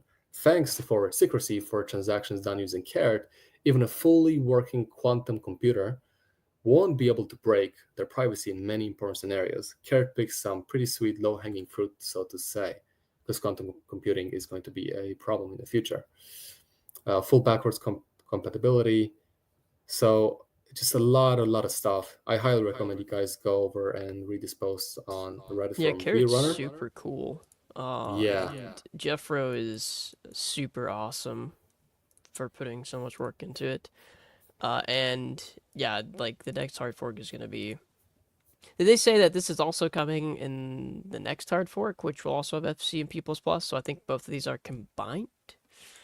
Because I didn't remember the exact timeline on that. Yeah, from what it looks like, it does seem like it. He's gonna post a lot more about these things, but it's just such big changes, incredible, such big changes. Yeah, super huge. Yeah, will be really cool. So I kind of wonder, the the authorities are gonna be so pissed off about this change because it's gonna be just so much harder to break into Monero. And yeah, it's incredible how it evolves over time. Then this one was, I was kind of shocked, kind of not, I don't know. PlanB wrote on X, disclosure, I have transferred my Bitcoin to ETFs. Yes, I know, not your keys, not your coin, but it is just easier for me to manage Bitcoin in the same way as equities and bonds. Also, not having to hassle with keys gives me peace of mind. I guess I'm not a max anymore. Yeah, so definitely Bitcoin is not spendable money. That's been abandoned for sure. I guess now it's just something that you hold like an ETF, like an equity that you just hope that it goes up. Except based on what? Just the fact that it goes up and Michael Saylor knocks on people's door to buy it, to buy into it. But Vic said, is this a new low for the self-proclaimed Bitcoiners? Not your keys, not your coin. That's the whole fucking reason Bitcoin was created. Control your own money in a decentralized way. Yeah, since the inception of Bitcoin, today is just a whole different beast. It's kind of a mask off moment. Kind of like lost the plot, you know? This totally is like, oh yeah, it's just like it's easier to like make money if I just put into an ETF instead. But I didn't say that directly, but it's kind of implied. Bawdy said, PlanB is the same guy who created one of the most invalid regression analysis of Bitcoin price and continues to push stock to flow. Yeah, I read a little bit about that. Yeah, and it's just sometimes I'm just thinking about Michael Saylor, and whenever he buys, he has so much Bitcoin. It's so crazy what he's doing, and the fact that I think one day it's all going to collapse, and now he's just knocking the door off Microsoft, all these big corporations trying to buy into his delusion. Yeah, it's crazy. Now let's talk about the Roomba vacuums, which they were caught leaking photos. Dude, this is some Black Mirror type shit. Yeah, let's watch this one. Roomba is being charged with leaking intimate pictures of individuals in their own home. There are leaked pictures of a woman sitting on a toilet, and these pictures have been taken by Roomba Vacuums. Robot maker iRobot confirmed that sensitive images leaked online were taken by its devices. It shows the capabilities and it shows the ability to leak this type of information. So if these units can take pictures of you sitting on the toilet, and they can take video. So clearly what this means is that anybody who owns a Roomba, your pictures are being stored somewhere on the cloud, and they have the ability to be leaked everywhere. Your children, you, it could be when you're in the toilet, it could be when you're taking a shower, it could be you in the bathroom, it could be anything that you consider sensitive and private information. iRobot, which is the maker of Roomba, is clearly violating privacy, and their infrastructure is clearly vulnerable to being leaked. Roomba is being I never had one. I was thinking about getting one at some point, but I'm definitely not gonna. It's like the Ring camera issue, but even worse because it's inside of your house instead of being outside. Yeah, that has to be like such a CIA Mossad honeypot. Yeah, for like blackmail. Yeah, that one is just. But I don't know. I kind of didn't see the point in them anyway. I just clean in the weekend once, very good, and that's it. And I sweep a little bit during the week if I have to. I don't know. Yeah, I feel like they're more burdened than not because if I've seen examples of where they like like a dog will take a dump and then the vacuum like actually spreads it around and makes it worse, the little Roomba. Oh. And like their maintenance, you have to clean it, you have to like, it's like, why not just vacuum once every other day? Are you really that lazy that you can't do that? I mean, some people have very little time, but it's kind of like, I think I've always seen it as like a silly thing. But yeah, taking pictures and then storing it on a database that's like not end-to-end encrypted with keys or anything is crazy, man. That's crazy. JK said no camera, tape over the lens. Yeah, but if you put a tape over the lens, it's not gonna know where it goes. Right? Yeah. Yeah. We got a few super chats here. Let me pull these up real quick. Relevant Peter McCormack tipped 50 cents. Do you see PlanB's tweet today regarding banning self-custody? Yep, we did. We covered that. Thank you, sir. Frank Castle tipped $2. Thank you. Sheldon tipped 98 cents. Is there a way to view the Monero Reddit via a proxy akin to Xcancel for Twitter? Reddit blocks VPN connections. Yeah, you can use what's called Redlib. I actually host one myself. It might not be working at this very moment. But if you look up Redlib, there is a public instance list. I'll check to see if mine's working later today. And that lets you view Reddit without like having to use the official website that blocks like VPNs and stuff. Benevolent Peen tipped 50 cents. People who connect their toaster to the internet are the kind of no internal dialogue NPCs you read about. Lol. That's funny. Yeah, thank you guys so much for the tips. Jackie said, get a broom, bah, lol. Yeah, I mean, for me, even like it's just a lazy way to clean anyway, besides all this craziness. Like, if you clean, you're first going to get the dust off, it's going to fall on the floor, and by the time this thing moves around the house, and then I want to use them up, unless I strap it on a boosted board and on the bottom of it, and I just... or if it goes like 30 miles an hour or something, 30... I don't know. It's... Oh, I just... Yeah. Is that it for the news, or do we have any more? Yeah, we have just 4 more. No, okay. So, yeah, let's talk about Reuters.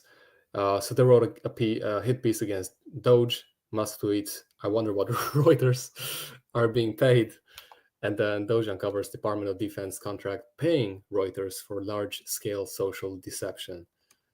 So there we have the Reuters article. Musk's Doge cuts based more on political ideology than real cost savings so far. Then we have Musk retweeting and saying, I wonder how much money Reuters is getting from the government. Let's find out. And then I guess they found out that they reveal mysterious Defense Department payments to Reuters for large-scale social deception project between 2018 and 2022. While DARPA claims it was for cyber defense, questions swirl about why news agencies receives millions for social engineering. And I guess this is the US spending from DoD to Reuters. Yeah, but yeah, I mean, at this point, it should be known that you shouldn't trust any news organization. They're just trying to push somebody's propaganda and make money off of it. Then let's see. So kind of talking about good talk today. Thanks, Frank. Thank you guys so much for watching. But if you haven't liked, please give a like, give a share. It does help us a lot. So now that we kind of talked about the Roomba and then posting pictures of people online, which is very unbelievably messed up. Now let's talk about the biometrics on your iPhone. And I think this is in the US. I'm not sure. I tried looking into it, but I see point C, unlocking devices with biometric features. And essentially, during the execution of the warrant, law enforcement personnel are authorized to obtain, basically force you to use your face to open your phone or biometrics to open your phone, and then they can look into your phone for whatever they want to look. But somebody said, let's see, set your iPhone to unlock with PIN only. You have a Fifth Amendment right to not reveal your PIN code. You have no Fifth Amendment right to your face or fingerprint. They are considered public information. It's okay to use biomarkers for payments, purchases, and log in to remote systems. Yeah, I guess. I mean, yeah, I have a comment on that. Like in regards to iPhones, I don't remember. I think there's There's some way if you can get it to prevent biometrics. Maybe if you fail too many times, you can prevent it from working until you type in the PIN. But especially on Android, there's a lockdown mode, and this exists on standard Android, where you can enable it in the settings. And if you hold down the power button, that gives you an option called lockdown. If you press lockdown, it prevents the phone from being unlocked with fingerprint sensor, right? And on Graphene OS, now you can require that the phone has to have a PIN and biometrics to be unlocked. So you can do kind of a double security. But if you reboot either an iPhone or an Android, if you just reboot the phone, like if you just turn it off, in order to turn it back on, you have to put in the PIN, because the PIN is literally required to unlock the home directory. It's required in combination with an encryption key to decrypt your home directory and your files. So if you just turn the phone off, then biometrics can't be used. Yes, and actually I kind of did a test on an iPhone pleb, unfortunately. But if you just click on the volume up, I'm going to test it right now again, volume up, and then shut down button just for like 2 seconds. It's going to say slide to power off, but you click cancel. And yeah, requires me to enter my PIN. So no, Face ID doesn't work. It's like a safety mode. Yeah, so it's even scarier on iPhone too, because and that's why I really don't like Face ID, is because it's too easy to unlock the phone with Face ID. At least with a fingerprint scanner, you gotta like be intentional with it, but with the Face ID, you just take a glance at your phone, boom, it's unlocked. So yeah, and you can just put the phone in somebody's face and it's gonna unlock it. It's kind of harder to get their thumb and whatever and put it on the phone. But also, I was wondering, if you have the Face ID enabled and then you disable it, is it still going to constantly use the camera for clues? No, I don't think so. Because it's kind of like if you have Siri enabled, it's like constantly listening in the background, but I think it's still constantly listening in the background, regardless if I have Siri off, for example. So I have to actually click on a button. I don't know. That's I don't know. But we have two more things. Yeah. JD Vance went to the Munich conference, and I think to the Paris conference too. And then he was just ripping European leaders to their faces about criminalizing for free speech. So let's watch this. It's 2 minutes, and then we have one more, and that's it, guys. I look to Brussels, where EU commissars warn citizens that they intend to shut down social media during times of civil unrest the moment they spot what they've judged to be, quote, hateful content. Or to this very country, where police have carried out raids against citizens suspected of posting anti-feminist comments online as part of, quote, combating misogyny on the internet, a day of action. I look to Sweden, where 2 weeks ago the government convicted a Christian activist for participating in Koran burnings that resulted in his friend's murder. And as the judge in his case chillingly noted, Sweden's laws to supposedly protect free expression do not, in fact, grant, and I'm quoting, a free pass to do or say anything without risking offending the group that holds that belief. And perhaps most concerningly, I look to our very dear friends, the United Kingdom, where the backslide away from conscience rights has placed the basic liberties of religious Britons in particular in the crosshairs. A little over 2 years ago, the British government charged Adam Smith Connor, a 51-year-old physiotherapist and an Army veteran, with the heinous crime of standing 50 meters from an abortion clinic and silently praying for 3 minutes. Not obstructing anyone, not interacting with anyone, just silently praying on his own.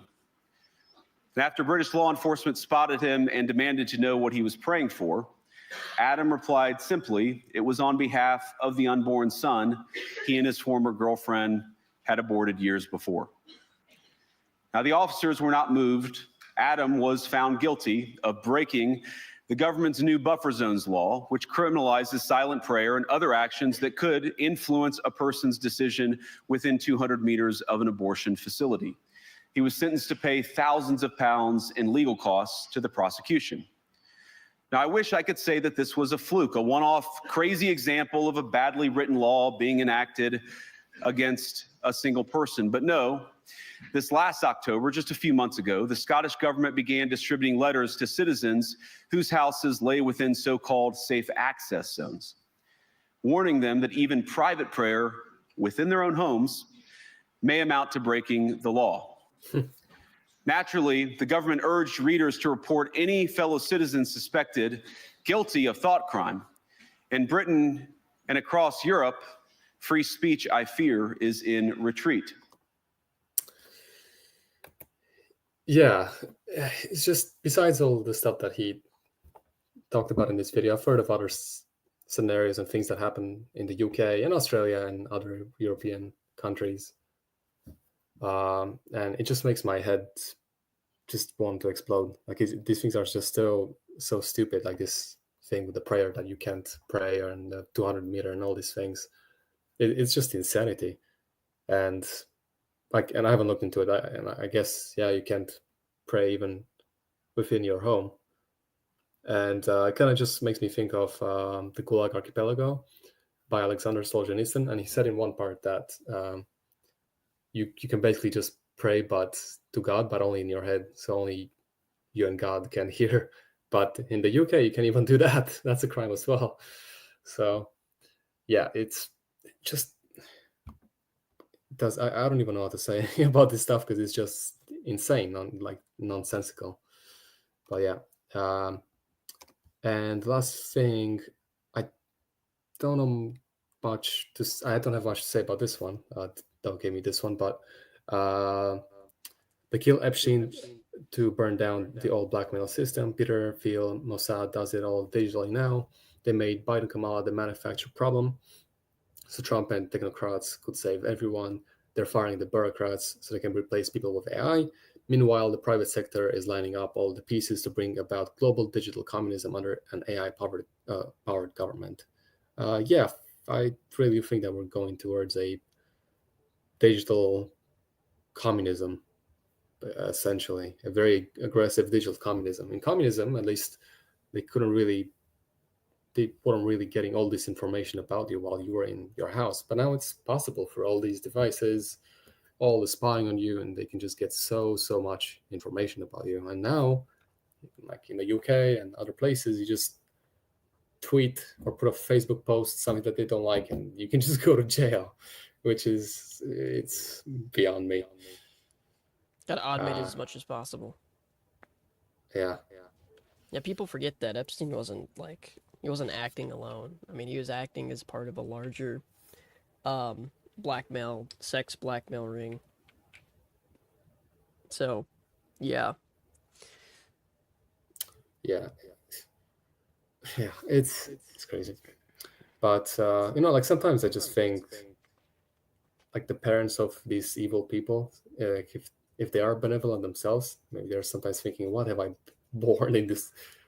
been born into this world? My son is crazy. But yeah, guys, they're lizard people. They've been around for thousands of years. Yeah, like it's A word for the lizard people. I don't know, man. I wouldn't be totally shocked if that were the truth. It does feel like some of these evil people have been around longer than the rest of us. I can just think of, I don't know, like Stalin's mom or like Hitler's mom. And they can just think, what the fuck did I just give birth to? And then, these people on, I guess, a smaller scale, but still evil people. Mentioning Peter Thiel is interesting, because if JD Vance is also, basically a product of Peter Thiel and Palantir.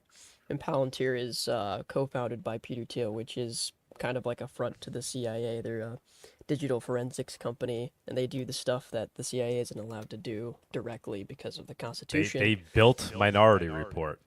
Yep. And sold it to the U.S. government. UTXO said, does Gary Gensler just happen to look exactly like John Law, or is it the same reptoid? Do they look alike? Yeah, I can see it a little bit, yeah. I guess. They may be in the same reptoid family, yeah. Frank said, same people in the UK as in 1776. Fuck them. Did you bring up his tip? I don't know if you brought up his comment. No, I missed that. Let's see. Oh. Neil's tipped $1.22. Closed source software means no privacy. Don't use iPhones, MacBooks, Windows, and the like if you want privacy. That article on disabling biometrics on iPhones is misleading. The whole point, your data goes to software companies, which are go proxies. What data? Like your biometrics? I don't actually believe that the biometrics data leaves iPhones. But, I mean, I'm still, obviously, I'm totally like about trying to use everything open source as possible. Yeah. But open source it's not the end all be all. But I am like use as much open source as possible. And if it's like, if open source is the best option, then of course you should use it. Right. So. Yeah. And I would want to quote Linus, and that's it for this week. Linus Torvald said one time, on computers like air conditioning, it becomes useless when you open Windows. That was really funny. Well, yeah, guys, so this was this week's news section. Please give us a like, share, and we'll see you next week. Thanks, Tony. Awesome, Tony. Thank you, man. Thank you, guys. Have a good weekend. Bye, guys. You too. I am hearing you echo. I don't know if it's from Tux. I think it's from you.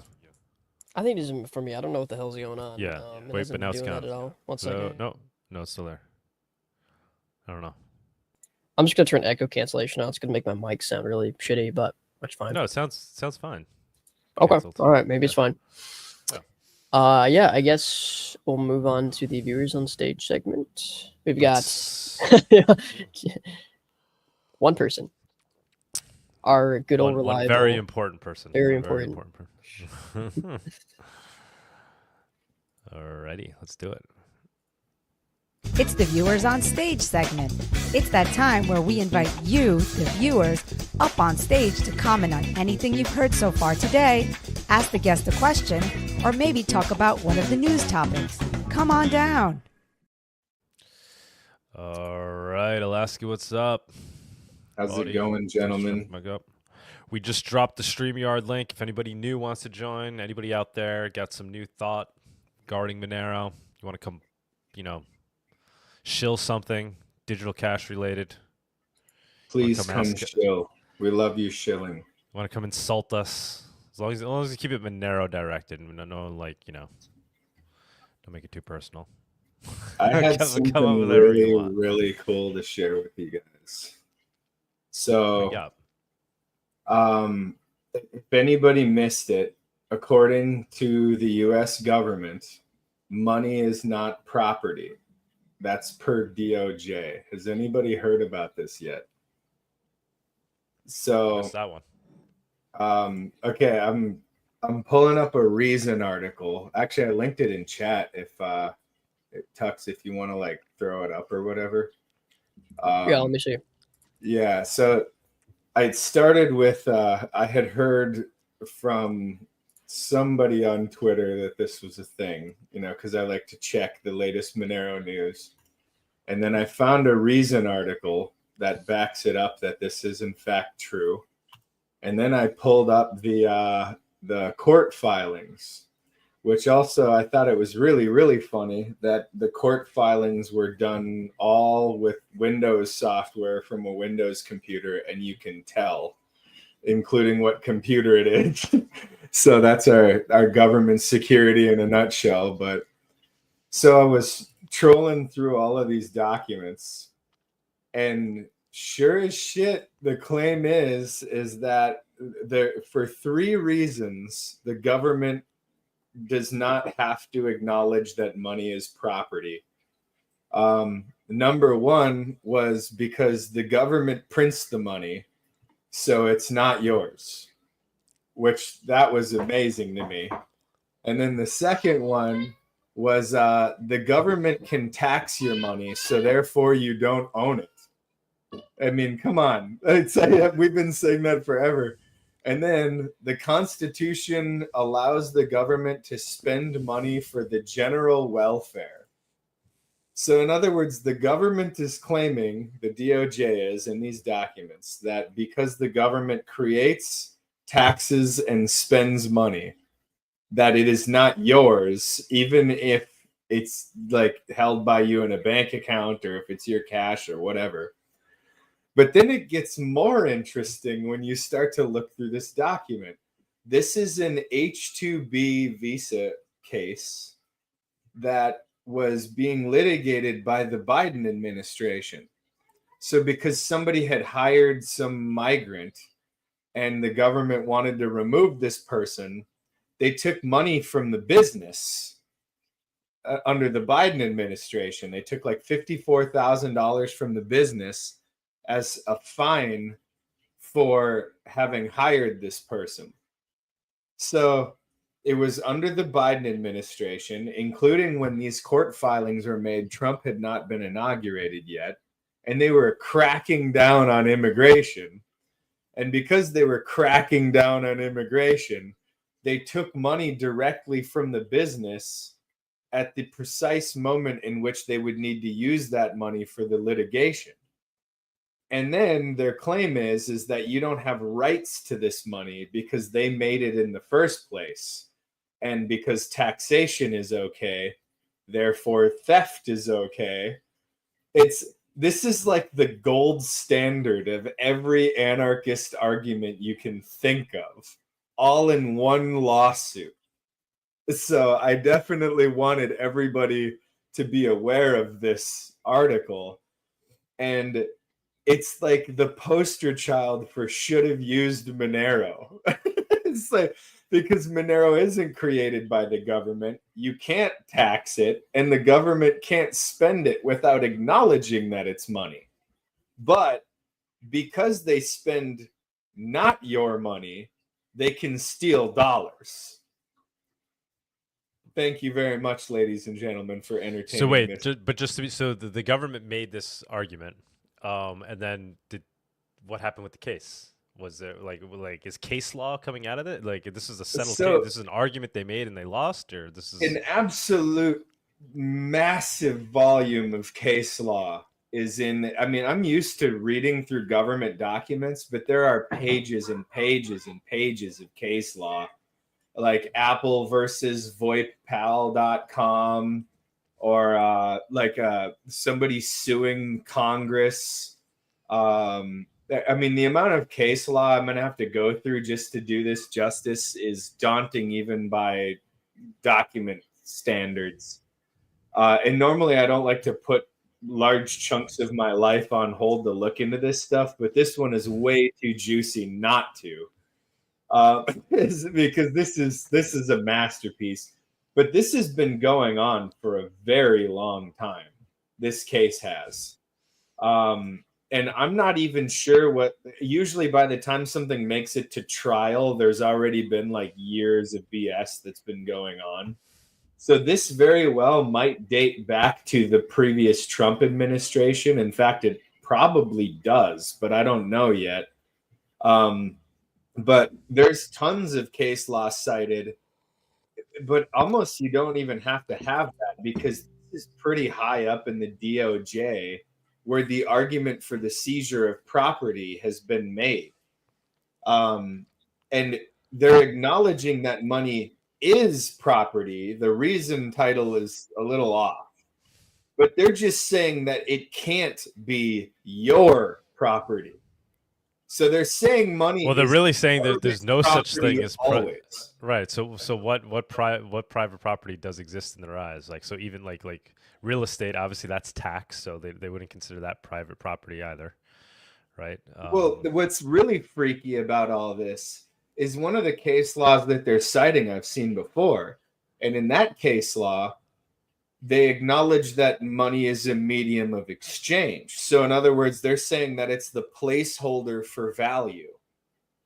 But if the placeholder for the value always belongs to the government, Are they saying that basically the government is the third-party arbitrator in all financial transactions done with dollars? I don't see any way that you could argue around that if you take it matter-of-factly that the government owns all US dollars. Now, keep in mind, I mean, we've all, maybe not all of us, but a lot of us have read books that have made these arguments for decades now. Rothbard said that if the government can print the medium of exchange, then wouldn't the logical conclusion be that the government owns all dollars? Which, before I even read anything like that, I also came to the logical conclusion that if they can create it into existence, even if they don't claim to own the ones in existence, all of the freshly minted value they're creating into their own proprietary hands, and therefore the value that they rob, that's enough, right? So if they're robbing value from the pool of dollars, then they effectively do own all the dollars because they can mess with the dials. But this is the Department of Justice just saying the government owns all dollars because we can tax, we can print, and we can spend. And so they're saying all three are all reasons to believe that only the government owns dollars. Only the U.S. government owns dollars. Right. And the fact of the matter is, if the government wants your property, whether it's dollars, gold, whatever it is, they can come and confiscate it from you because they have a monopoly on violence. But keep in mind, there's an army of people that use the argument that my rights are enshrined by the Constitution. And this argument's saying that the Constitution gives us rights to own all the dollars because these are all three constitutional powers, and they're citing them as constitutional powers. So in other words, they're saying because dollars are minted by the US government, which is also hilariously untrue. Which is, not true. It's like, it's because what's actually minted is the collateral for the dollars, which is the bond. So this is also the corporate takeover of all constitutional powers.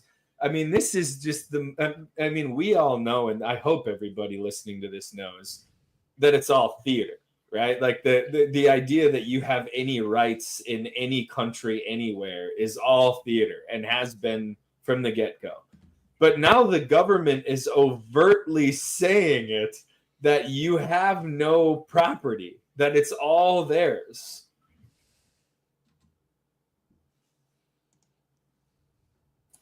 You also have to look at how many laws are being passed by the US government every year. Like there's so many of them. You cannot possibly know the full extent of the law, and no one can actually. You'd have to spend your entire life reading laws and remembering it, and you would not have the capacity to know the full extent of the law either. So in that sense also, like you're just dreaming that you have rights in the end. Everyone's a criminal for them.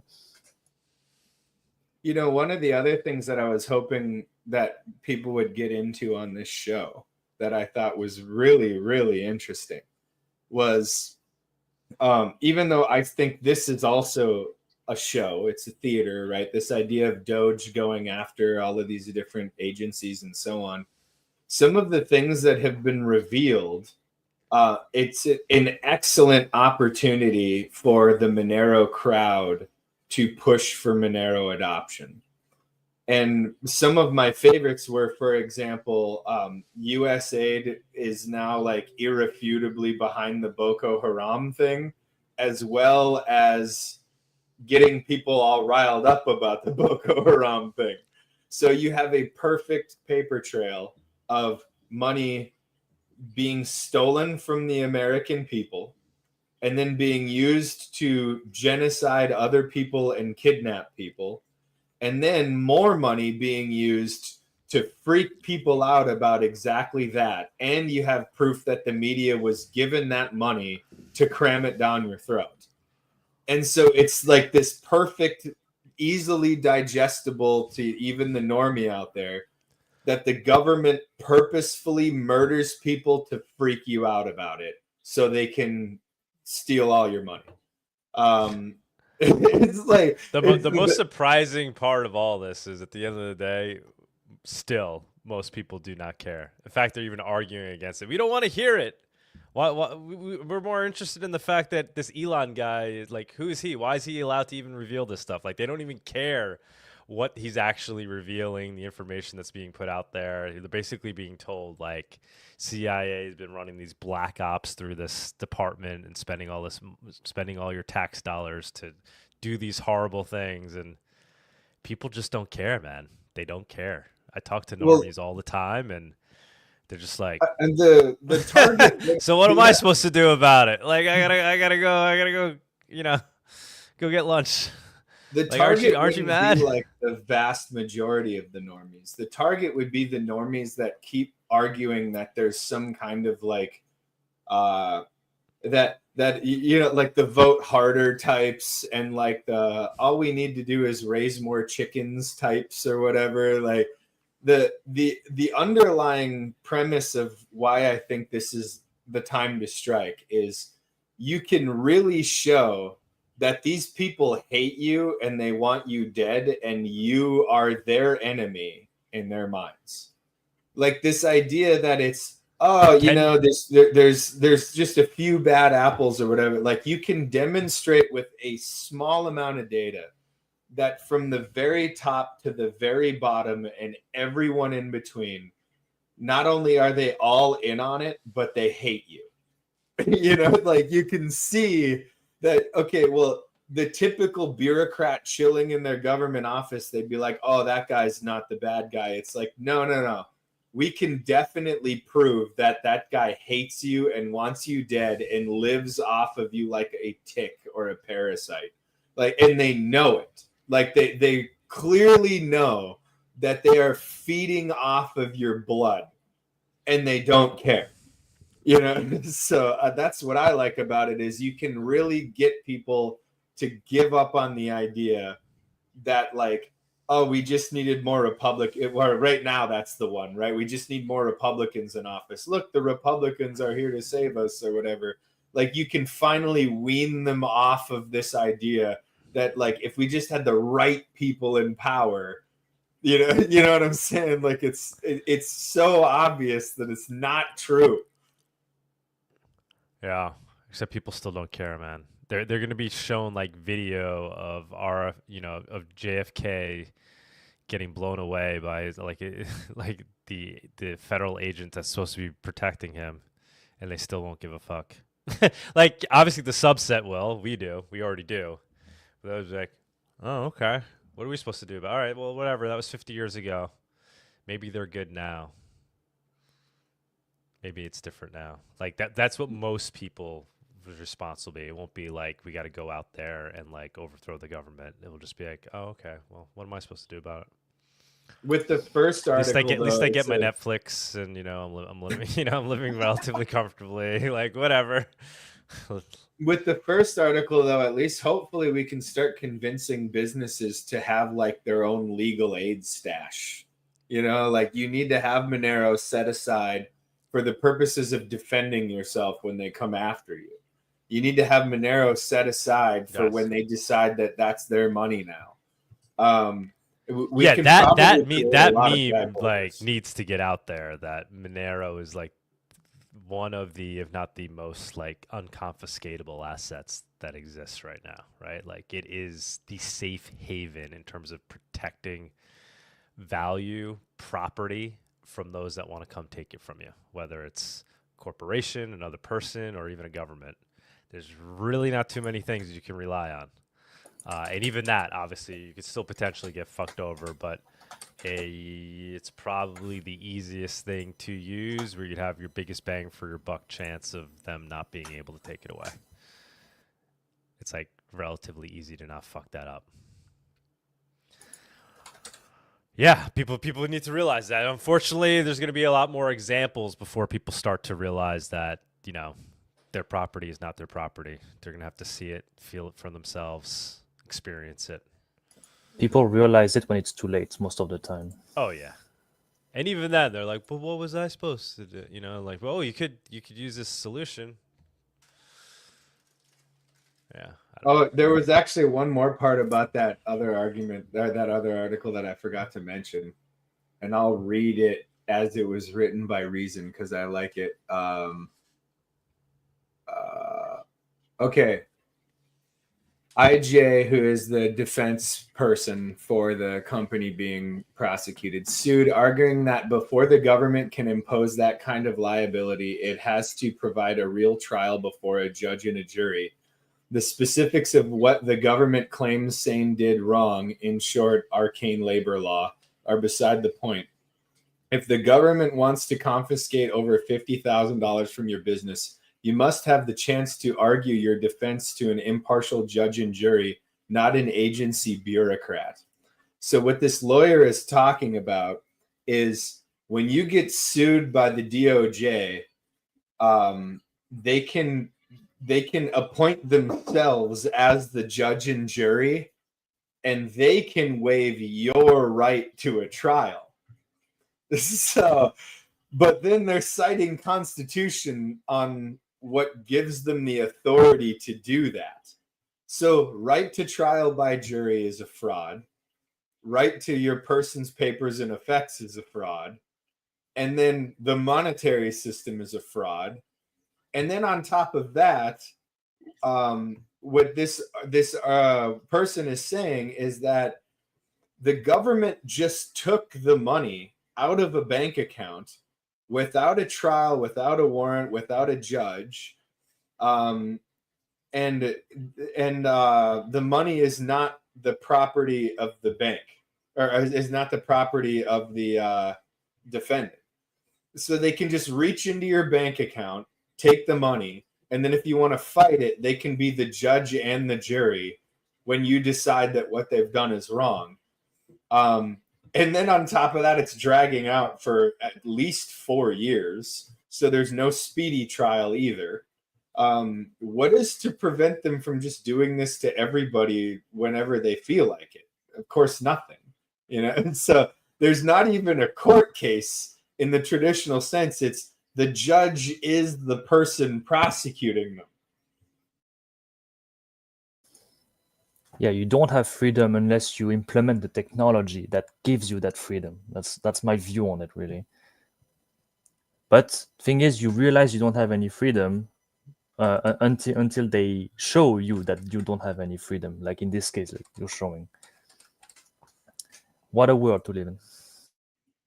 One of the things that I love about this Reason article, it's just like, because there's such bootlickers still. You gotta, to be sure, DOJ's arguments have force as a philosophical critique of government taxation and the monetary system. They might also highlight legitimate reasons to hold part of your wealth in gold or for some cryptocurrency. But for constitutional purposes, to borrow a phrase from the DOJ, the arguments are a flop. So what they're talking about is before you run out and trade your USD for meme coins, let me assure you, the DOJ's argument is wrong.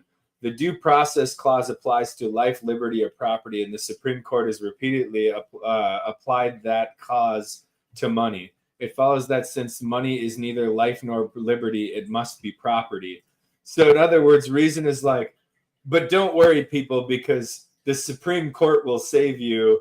It just has to make it that far first or whatever. So they're saying, oh, what they're doing is wrong, so you don't have to worry about it. It's like, but they're doing it. And they don't care. You know, so even if it's like, well, the Supreme Court upheld it, well, you're not even seeing a judge. So it's like earlier in the article, there's no judge, there's no jury. They just take your shit and then that's the end of it. But then Reason is like, but a court wouldn't allow this. And it's like, it's anarchy, people. You're almost there, Reason. You're almost there. You just have a little ways to go, and you'll get there. On the USA topic, by the way, there's been this recent show, this guest on Joe Rogan show, Mike Benz. He went back on the show for a second time, and he went on for like 3 hours, like explaining what he found so far, uncovering it. And I mean, this episode is fucking wild, man. Like they went through a lot, and it's already just the tip of the iceberg, apparently. Holy shit! Like independent media is not actually independent; it's actually paid by the US, etc. Stuff like that. There's so much stuff. Oh yeah. Doug's a government shill. the opium, right, trade in Yeah. Afghanistan was basically pushed by the CIA through the US aid. Crazy stuff. I don't know, guys. And over $250 million for circumcision worldwide. Did you see that one? Yeah. A quarter. It was so far the total is up to $390 million or something like that to circumcise people in the third world.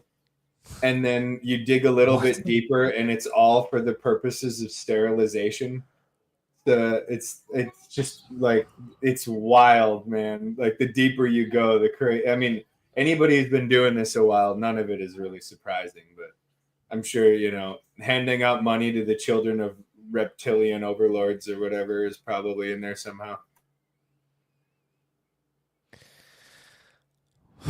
Well, I don't know what we can do, guys, other than buying your soap on XMR Bazaar with Monero. I have no other ideas on how we win. This is amazing stuff. I do have to shill this. Let me bring up the post. I ordered this like 2 weeks ago. It's from the guy who sells maple syrup for Monero. I think it's his sister that makes this. She's a nurse. It's made from tallow and then like other oils that she uses. Tallow, coconut oil, olive oil. She has different ones. Castor oil. They're all tallow based. And then she adds things like peppermint oil to make them smell good. I want to send the tallow to this lady, but I don't know how to get a hold of it. You have the tallow. You want to sell the tallow itself? Why don't Dude, you sell some tallow on XMR Bazaar, man? I'll buy some tallow. That'll be. I mean, of course, not for human consumption. This organic, grass-fed, local farmer.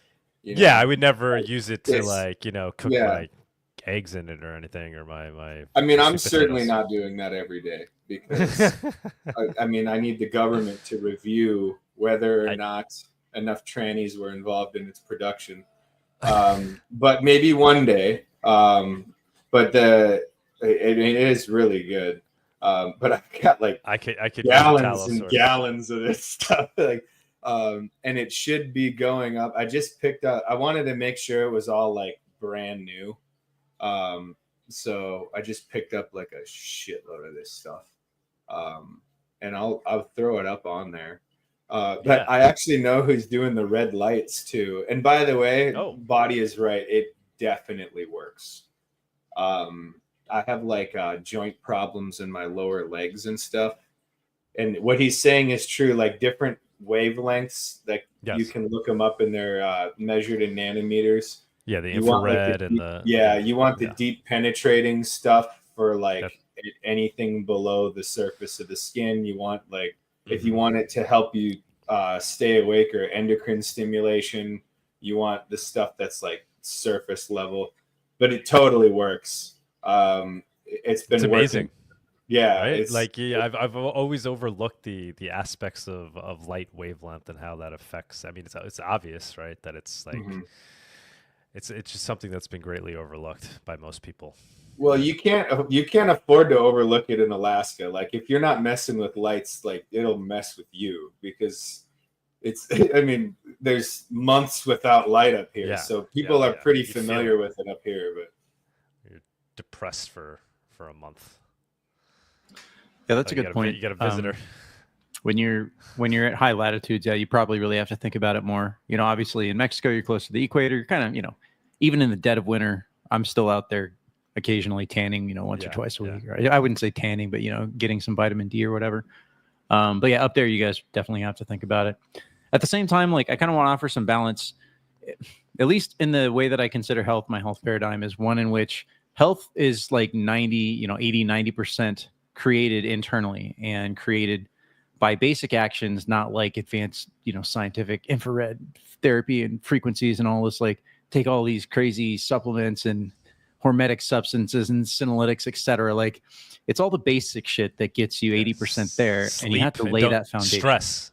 Like stress is the biggest killer of all, right? You could do any of this if you're stressed while doing any like that eradicates any potential gains you'll get from anything. Like if you can master your ability to just like your hormone level and not be stressed out by life, that's like max. Yeah, max I mean, gains. there's definitely like a mental aspect there. I also very much consider that it's a lot easier to maintain low stress levels if you have like a good diet and balanced mineral intake, stuff like that.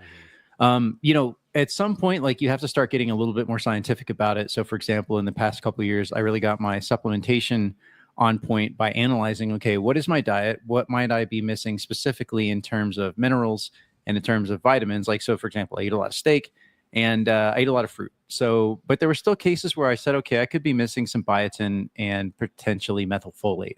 So I added those things, but I didn't do it in like a general multivitamin. I didn't do the shotgun approach there. Like you want to analyze your diet. You want to see what you're eating. You want to say, okay, where might I be missing some nutrients? And then I went and got blood tests done. I said, okay, I bet you my calcium's a little low. Let me go check my PTH. And sure enough, I was a bit low in calcium. So like you really want, once you start supplementing, that's where you start running into a little bit of risk. And you really want to try and target that in like a more science-based manner than just like shotgun approaching that. Because in a lot of cases, supplementation can either like work against other supplements. The timing might be a little bit off, or, in the best case scenario, you just, pee out the stuff you don't need.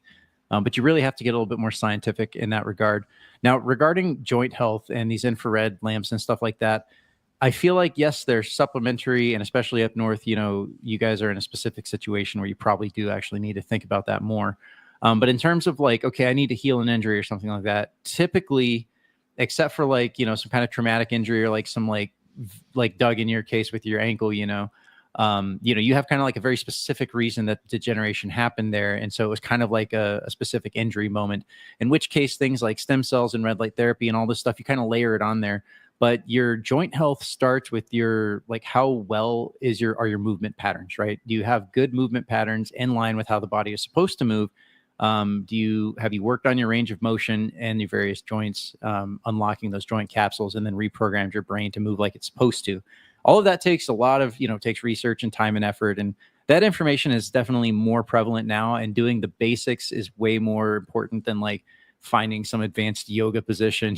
Like you just have to, like, you got to start with the basics and then you plus your way up there. So that's kind of like just a quick, broad overview of like how to contextualize these things, like ultrasonic, like I have an ultrasonic, thing as well that you can use for, again, for collagen formation, to stimulate collagen, to get heat down into the cells for an injury site, stuff like that. But again, you want to contextualize all that. Your health and your joint health is not on the basis of like infrared and these external things and your ultrasonic machine and whatnot. Like it's all starts from a fundamental basis, and then you add on top of that in a scientific fashion. The body was made for health anyway. Like it shouldn't produce, unease, like a disease. Like if it produces that, it means you're doing something wrong with it. Mm-hmm. Mm-hmm. That needs to be clipped into like a short or something, Doug. Like you should put a note right there. And for those of you who are listening who realize that if you want to be based Monerotopia, you first have to take care of yourself, which is 100,000% true. And you're not marketing Monero very well if you are not at your highest potential. So if you actually care about Monero, you're going to be like a totally chiseled, sculpturesque pinnacle of health. Well, it's okay. I shouldn't talk because I'm kind of fat. But here's the thing. But he's got no stress. You got no stress though, man. You know how to ignore the stresses of life. I am better like than the anyone. most stress-free dude ever, which is weird because my job is like the most stressful job ever. I'm not. No matter what situation you're put through, you're just Alaska. Yeah, bro, you need an extra layer of insulation for like minus 80 degrees or whatever. Exactly. Even though it was like bizarrely warm this year, but I won't even go there right now. But the first step is to try to eliminate like as much junk from your diet as you can.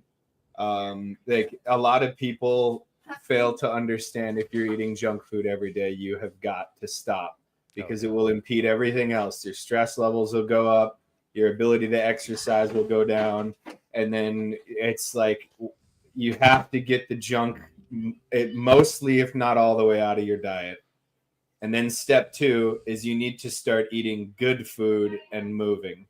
And you want to do both at the same time. Like once the junk is out of your diet, once you know, if you're drinking soda, bro, you like this soda is as bad as like a cocaine. It's actually probably worse than cocaine. It's just absolutely the most awful. At least there's like a spending cap on cocaine, where in order to maintain it, you know, with soda, it's like a million times worse because you can drink it until you're already dead. Don't drink soda, but all of that kind of stuff, you have to start there. If you're drinking soda, you got to stop, for real. It's just the worst. You know, work on that kind of stuff, and then moving and making sure that you're eating healthy food. Because if you're like, oh, I take my multivitamin every day, but you're just eating like nothing but pancakes and bacon every day, the multivitamin is not going to save you. Like, you have got to get healthy food first before you start, like Bawdy said. You know, the multivitamins and supplementation and all that, that's for like the 6-7% margin. Whereas eating no healthy food, you're leaving like 40% of your gains on the table right there. And moving in a healthy way, getting exercise, there's another 40% on the table right there. It's like YOLOing into crypto when you have like, you know, $8 in your bank account. You know, you've got to find a way to have that base going on first, you know.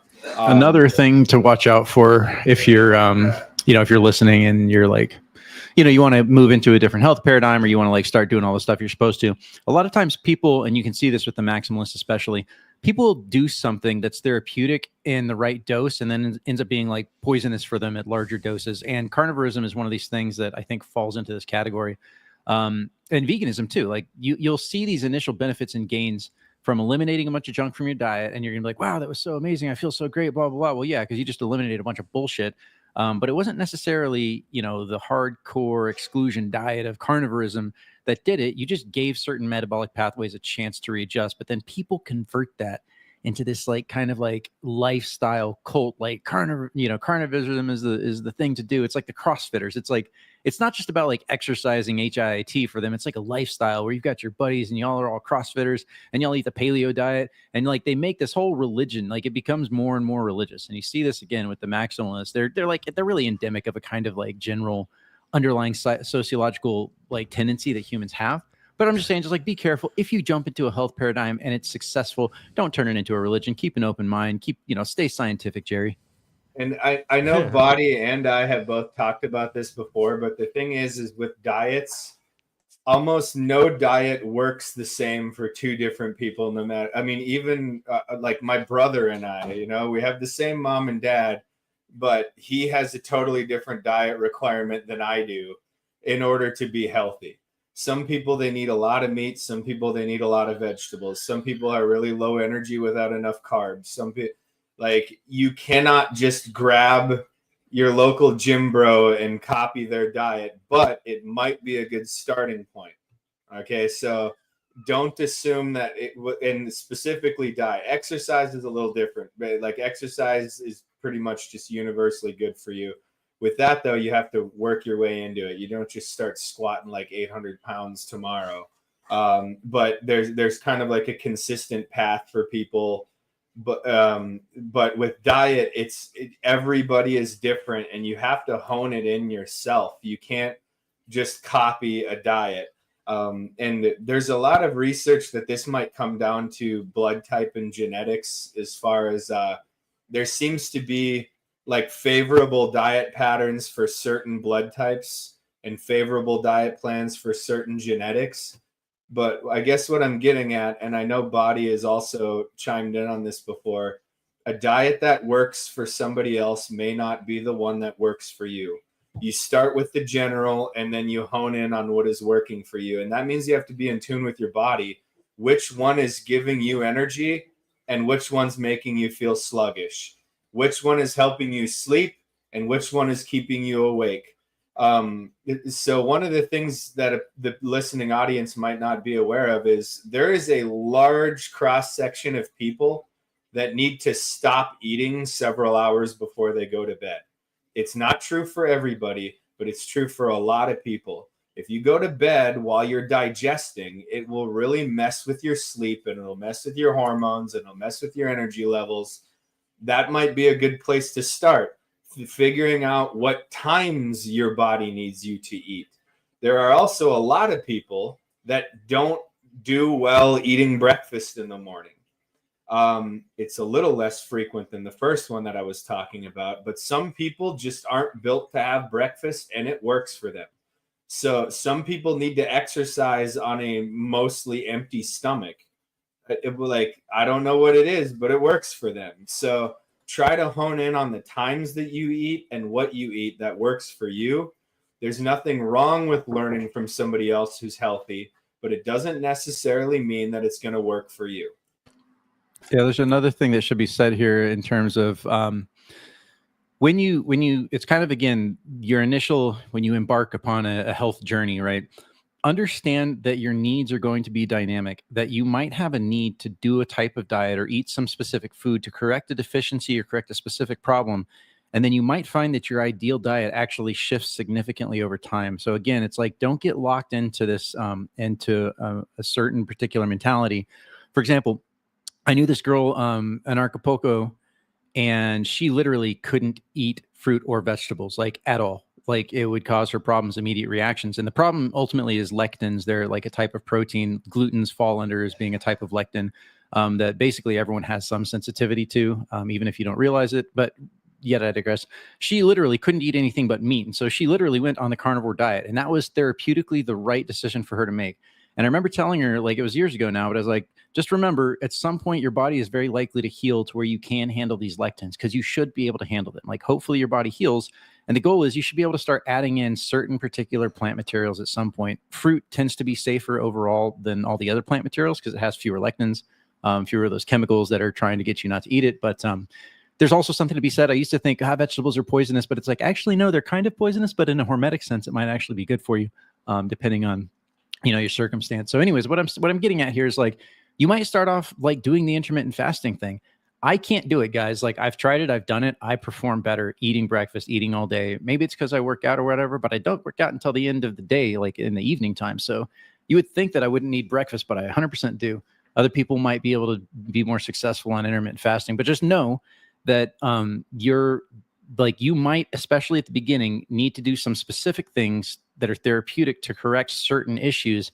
And then you might find like that you evolve into a different kind of mode of eating. A baseline that I found that almost works for almost everybody, like 99% of you, this is going to work for you. If you eat like primarily meat and fruit, like not super, like if you're trying to lose weight specifically, eat lean meat and fruit. If you're not trying to lose weight, add some extra fat on that meat. But that is like a killer combo. And when I say fruit, I don't mean like eat a banana a day. I mean like eat 2 bananas a day and then have like, half a papaya or like, 400 grams of strawberries. Like eat a big piece of fruit with every single meal, or maybe 2 pieces of fruit with every single meal. I've like over the years, I've been doing this like 17 years now. I keep coming back to that. Like I keep coming back to that as just being like my best stable diet. And sure, you can put other things in there. Again, that's personal for me, but I really think that that's actually fairly generalized. I think most people, that kind of thing is going to work for them. So just some more ideas out there. Oh shit. I'm sorry to drone on here. Doug, there was one more thing I wanted to mention to you, man. So they did your surgery. That was what, like a year and a half ago? Yeah, that was like 2 years ago. Yeah. So they took out bone marrow and then put it in, into your joint capsule there, which is good because bone marrow contains a lot of stem cells, but that was also 2 years ago. Like the beneficial effects of those stem cells have long worn off. Getting a specific mesenchymal stem cell injection would like very, very likely help you. For example, I had a knee surgery when I was 17, and they cut out 4/5 of my medial meniscus, like a snowboarding injury. And I have significantly more meniscus than I did back then, and I've gotten a couple stem cell injections over the years in it. So like it can actually help to regenerate your cartilage. I would 100% recommend getting those done if you're still having problems with your ankle. Yeah, I'm gonna look into. I mean, I go on it anyway. I was just doing deadlifts on it yesterday, so. Oh, right on. I mean, it's not debilitating. It's just it will get like, so after a day of working out yesterday, I did like deadlifts and like some other exercises. Like now it's like it's swollen today. It's not debilitating where I can't walk around, but it's very likely that a stem cell injection. I could sprint outside in the grass without my shoes on, but like. Oh, you touch grass? But I'm just saying. I knew he was an imposter. I love running out. Yeah, but I can't do it that much. I could just like, maybe like, I don't do it now in the winter, but like I'll do it like twice a week, just like little runs outside. I could run full speed on it. And yeah, so I was having I can't do similar distance. Like I can't run. Like I used to like go for like runs like I, go for like a 3-mile run or something like that. That really causes it to like swell up. Shit like I was having definitely like, I wouldn't say exactly similar issues, but I've hurt the meniscus in both my knees over the years. And like in one case, I was having some swelling problems. I was having sensitivity. I couldn't like sit on my knees. And I got a stem cell injection very, very quickly. Within about 3 months, there was a significant difference. I let that sit for about a year, maybe a little bit longer. And I was noticing I was still kind of getting little pops in my knees. They weren't painful. It wasn't stopping me from doing anything. But I was like, yeah, but that shouldn't happen. Especially doing deep squats. So I went and got injections in my knees again. And sure enough, within a few months, the pops went away. And now, I mean, obviously we all get a couple pops. Where are you doing this? It's this place called Dream Body Clinic in Puerto Vallarta. Oh, wow. Yeah. So they're good, man. Like they're nice. Like it's not like, some shady Mexican side deal or whatever. Like it's but nice. maybe even Mexico City, I could find something when I'm down there for Monerotopia or down there to visit to prepare for it. Maybe that's where I should you definitely probably could. The only thing is, like the quality of the stem cells matters. So you want to try and be in, you need a laboratory that's like one of the, top 2 or 3 leading laboratories in Mexico, because they actually have to produce the stem cells like the day before, because they have a lifespan or like a shelf life or whatever. So they order them for like, you commit to go, you pay whatever, and then they order them in advance, and then they deliver them, just in time or whatever. So the only thing I would say is that some clinics might be using not as good stem cells, whereas like I feel like I can vouch for this clinic in Puerto Vallarta because I know that they've worked for me and I know they've helped multiple joint issues. Fantastic. Plus, you could just like have an excuse to take a vacay to Puerto. Yeah, that'd be nice too. We got some XMRChats coming in. Blessed M1ND tipped. Hello, everyone. New to Monero space. Wow, doing pretty good. Already sending XMRChats. Just wanted to ask, is this the main platform for commenting while you guys are streaming live? I thought I got blocked on X regarding this topic of people ignoring Monero. Can you read the X comments section? Well, I don't know if what platform you're saying is XMRChat the main platform for commenting. No, I think he's saying that like the X, his comments aren't being responded to, or maybe they're being banned or blocked or whatever. Okay, I don't know. Yeah, I don't know where your comments are coming. Obviously, you could leave them here in the comment feed. If you're commenting on via X, they should be popping up here. Obviously, the XMR chats will pull them up. You don't need to send $1 every time, but if you send any tip whatsoever, we'll certainly see those comments.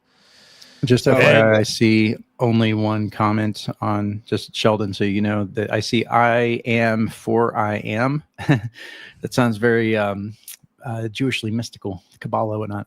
I am for I am commented outstanding guest 2 hours ago, but personally, I only see one comment on the Monerotopia stream right now. On Twitter. Why then I see Blessed Tears via S. Bless Mine, Alaskan Island, giving an hour-long speech about healthy diet while Douglas pouring another vodka shot. I used to drink mezcal during the week a little bit after a hard day. I haven't drank really much of anything in years now, honestly. But yeah, vodka. I used to not mind a good vodka every now and then. But not anymore, man. It's not worth the poison. Sheldon tipped 50 cents, not entirely related to today, but Alaskanon did some awesome talks with Gabriel of Watchman Privacy and also with Monero Master, and I enjoyed those conversations immensely. Yeah, he's been doing great work out there. Thank you, Sheldon. I had no idea why these guys asked me on. Apparently they were pretty popular, which I have no idea why people like me just ranting like a lunatic, because in my normal everyday life, people look at me like, what is this guy going on about? And they're probably well grounded for thinking that way. But if it's entertaining to people out there, I will continue to try to make time to do stuff like that. And yeah, it's like, but the reality is Gabriel and Monero Master, they do excellent work, and we're lucky to have them sharing their opinions on things. And I really like the direction that Watchman Privacy has gone, by the way. Like it was always good, I think, but it's gotten very interesting. And I continue to protest loudly that Monero Master is quite simply the most underrated person in the realm of YouTube videos. They are so well produced. He is so well spoken. The man is an absolute gangster. Like, I have no idea how he doesn't have 1 million followers. The guy is a genius. And probably the biggest problem that I have with him is there's not enough to digest. So I need more Monero Master content. He's awesome. So anybody listening, we'll have him on Monero Talk one of these days too. I've been talking to him about that at some point. He'll do a Monero Talk with us. I know. Well, no, we had him on here on Monerotopia. Did we do a full Monero Talk with him? I don't think so. We've had him up on. Yeah, he's so like, especially like on his own show. Like his editing skills are amazing. Like he's really, really good. They come out looking amazing. But the other thing is when it comes to what that gentleman was saying about Monero Talk specifically, and Doug, you can correct me if I'm wrong, but it's my understanding that Monero Talk was funded by CCS donation initially. I don't even know if you've ever collected on it or not. But it was just trying to it was a crowd-funded objective to just have a show to get the word out. Is that correct, Doug? No. Monero Talk just started as me interviewing people about Monero. And then at some point, you put up a CCS. Yeah, sometimes I did a CCS, and it wasn't just Monero Talk. It was a bunch of other like projects I was working on at the time, and all things that you guys have heard about. And so, yeah, there was that. But it's primarily funded by, obviously, Vic. Cake Wallet, right, has been a sponsor from the early days. Cake sponsors this show, Monerotopia. Yeah, Monero CCS I did years ago now. Yeah, but the premise being it's kind of... That was very helpful. The CCS allowed me to do things like start up the Monero Nodo project, which a lot of money got dumped into that, run the Monerotopia, get the Monerotopia conference off the ground, everything I was doing with Gratuitous, even XMR Bazaar, to today. I mean, that's been fully funded by me. There's no revenue stream there at all, and today we're continuing to fund development on a monthly basis. So that CCS really went to all Monero related projects that I work on.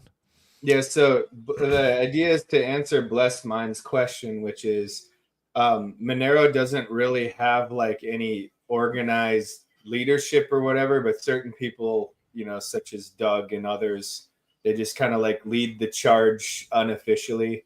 And Monerotopia and Monero Talk has effectively become the flagship of places to make your voice heard or whatever.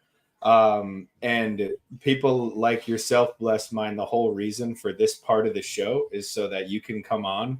I have a dream that one day I will not even be talking during the viewers on stage, because there will be so many new people sharing so many new ideas that I'll just be sitting here listening. But the sharing of different ideas or whatever, as far as places to talk about them, you've got like the main GitHub, if you want to talk specifically about like software development or, you know, bug fixes to Monero core, agencies like Cake Wallet, and Tux can probably chime in better than I could, but most of the wallets, like, I don't know if you'd call them third-party wallets or whatever, but like wallet development, you would reach out to the person who's developing that wallet if you had something to say about that. If you wanted to talk about community stuff, yeah, there's like Reddit forums, which I'm not on those. There's Matrix and there's Twitter, or X, I should say. But there isn't really like one, and that's kind of the whole point, right? There isn't one place to share your opinions on Monero, but it is true that Monero Talk is kind of like the place to share your opinions on Monero, because it will reach the most ears within the Monero community. But it is my opinion, blessed mind, that the best place to go share discussions about Monero is print yourself a pamphlet and go talk to your friends, family, neighbors, churches, book clubs, whatever, and tell them about the good news of the gospel of private digital cash and how it can bring you freedom for your family. And we don't have like a marketing department or anything like that where you can file a formal complaint. It's pretty much just people investing their own time and effort. Doug spends about 62 hours a week working on Monero projects or something like that. I think that's fair to all say. of it out of his daughter's college fund or whatever. So your donations are welcome if you want her to eat tomorrow, because we know he's never going to shut up about Monero. So this is true. Although, like you, hopefully one day I will be able to shut up and just sit in the background. I'm looking forward to those days as well, and just being a user of XMR Bazaar, living off my Monero.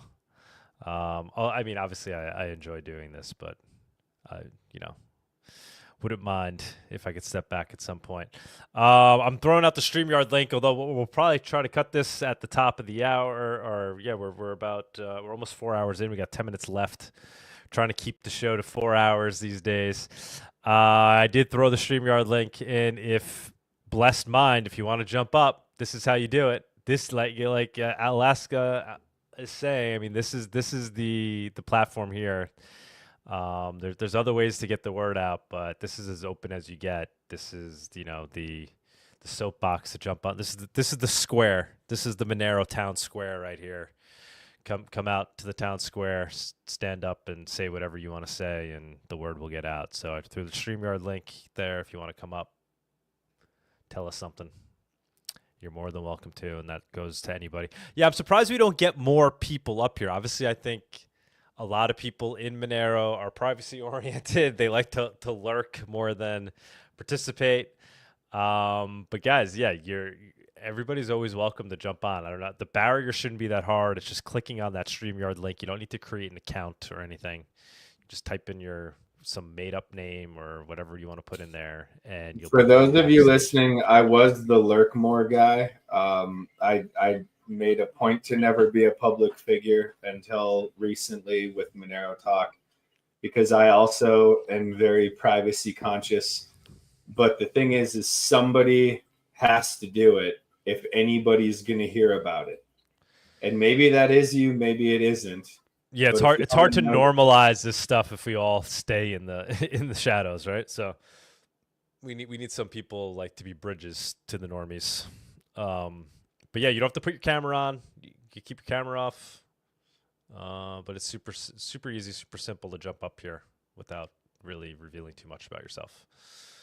Or you can buy a Nodo at moneronodo.com. There you go. You can start running a node. And that's an even better way to make your voices heard, is to run a node, mine Monero, and spend Monero, and save Monero.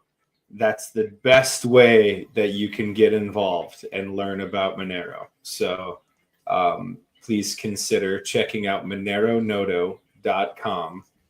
All of that goes to cover almost all of the costs that Doug has put into making this a reality. So I mean, yeah, we don't hit break even until I think we sell like 280 of them or something. We've sold well over 100 at this point. Obviously, it depends on the price of Monero because we all Nodos are only for sale for Monero. So if the price starts to go up, we'll start to we hold our Monero, use our Monero for business purposes. We're like the micro strategy of Monero. all our assets are held in Monero. But yeah, it certainly helps as more people buy them, and the Nodo it's improving by the day. Still, Abdullah's done a great job updating the UI and UX of it, actually, even over the last couple of weeks, tweaking things. I now I have my XMR Bazaar RSS feed on there, and now I see the photos popping up of the listings, which is super cool. We're going to add the QR codes. That should be popping up any day now. So if you see a cool XMR Bazaar listing popping up on your Nodo, you can take your phone out, scan the QR code. It'll take you to the URL of that listing. Little things like that, and obviously a much larger vision. But yeah, Nodo is... And it is an incredibly attractive device. They are gorgeous. I enjoy mine. In fact, I do believe that if you're a looks maxer, the single greatest thing that you can do to improve your aesthetics with the opposite or same sex or whatever you're into is to have a Monero Nodo on the couch where you are trying to court your lovely lady or boyfriend or whatever. When they see that, what happens is like the undergarments just vaporize right there. Yes, you have to have one if you want anybody to love you. Like it'll fix the relationship problems you have with your parents by owning a Monero Nodo right now.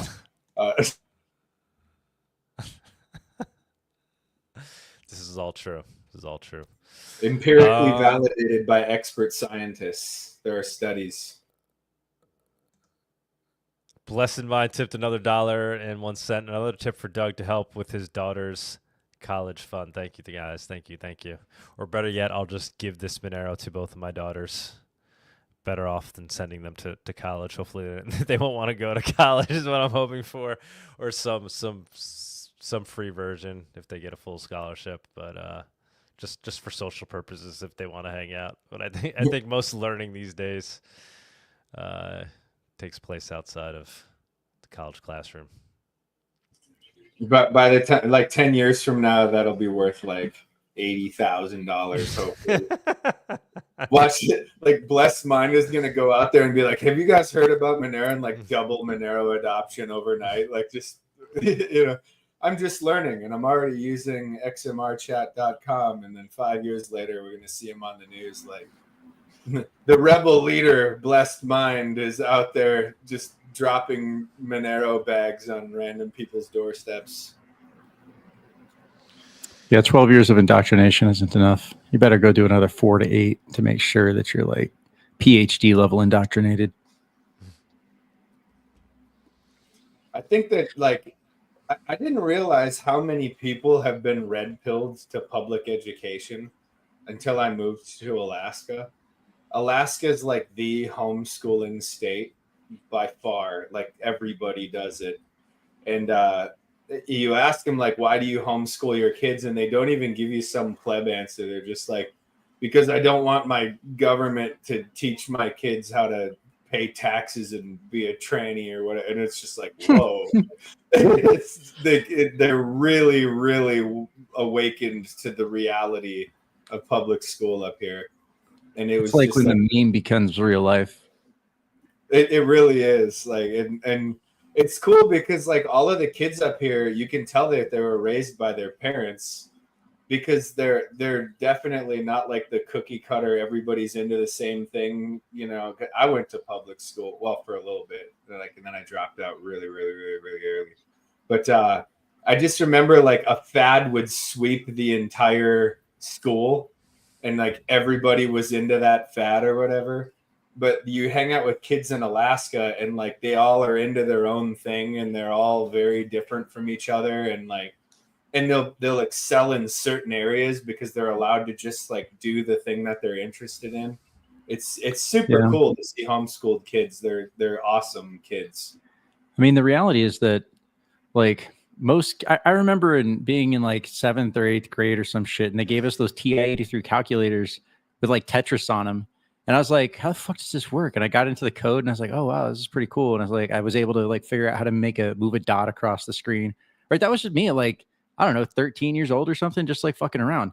There's so many kids that are exactly like that if you don't lock them into civics classes, learning why the IRS, is our proper authoritative and blessed overlord, like they would otherwise be doing very useful things. Like by the time you hit 14, 15, 16, like kids can definitely be doing interesting, productive projects that actually like create wealth for society. And I'm not saying that like kids should be working the factories, obviously, but outside of this like constrained environment, in a lot of ways, I feel like this whole education system is designed to make it seem like, oh, you can't do anything until you've gone through all of the 12 to 15 years of authoritative steps to be taught how to do something creative. And it just completely hamstrings you. Like, and what could distracting them and taking their time away from what they're passionate about, right? And especially the genius that kids bring to the table when they like really anyone brings to the table the potential for genius entering a field that they don't know they don't know much about. And so their mind isn't oriented around the negatives about, oh, well, you can't do this or this is impossible. Like, for example, some college undergrad just invented an optimization for hash tables that was previously thought to be impossible, but he was unaware of the, I don't know, it was like a conjecture, somebody's conjecture that, this can't be done. He was unaware of that. And so he just like imagined as an undergrad, an improvement that was thought to be impossible for like 40 years. And so it's like walking into new fields with like this complete pure creation and like desire to like recreate what might have already been invented. That's fine. Like kids are full of that.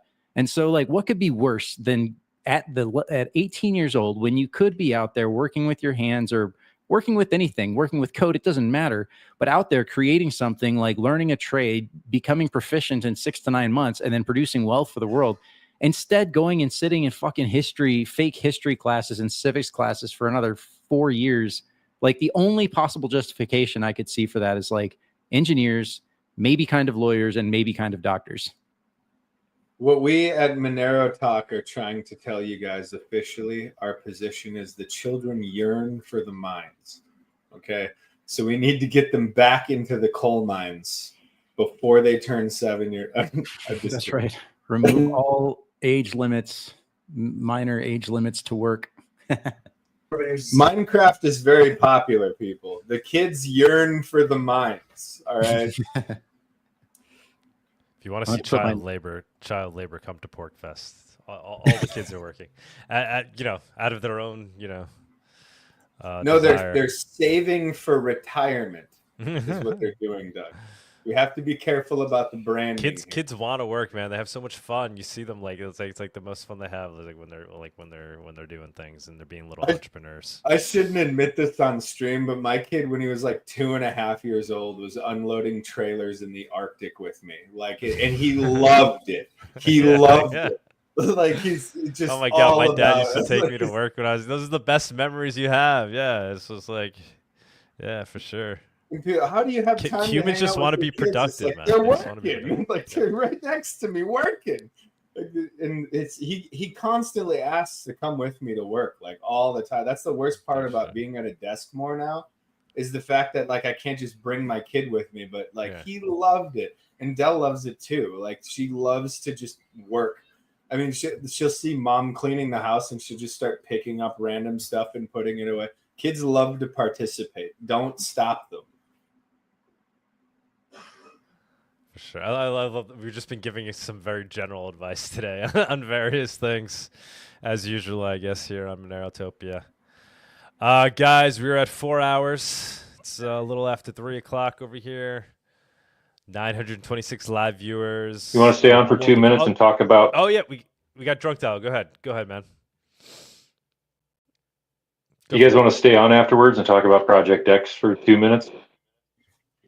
Yeah, we could do that. Could do that. Perfect. Let's call it though. Is Tuck still around? Close this out. Hold on. I guess I'll have to close this out. Let me see. I think we lost Tux. Where we got here? Where's the end? All right, guys. I'm going to call it right here. Adios. See you guys next week. Thank you for joining us on this week's Monerotopia episode. We stream live shows every Saturday at 11 a.m. Eastern. You can find and subscribe to our show on YouTube and Odyssey, or listen to the podcast on iTunes, Spotify, or Stitcher. Don't forget to follow us on Twitter or join us in the Monerotopia Telegram group. See you all next week.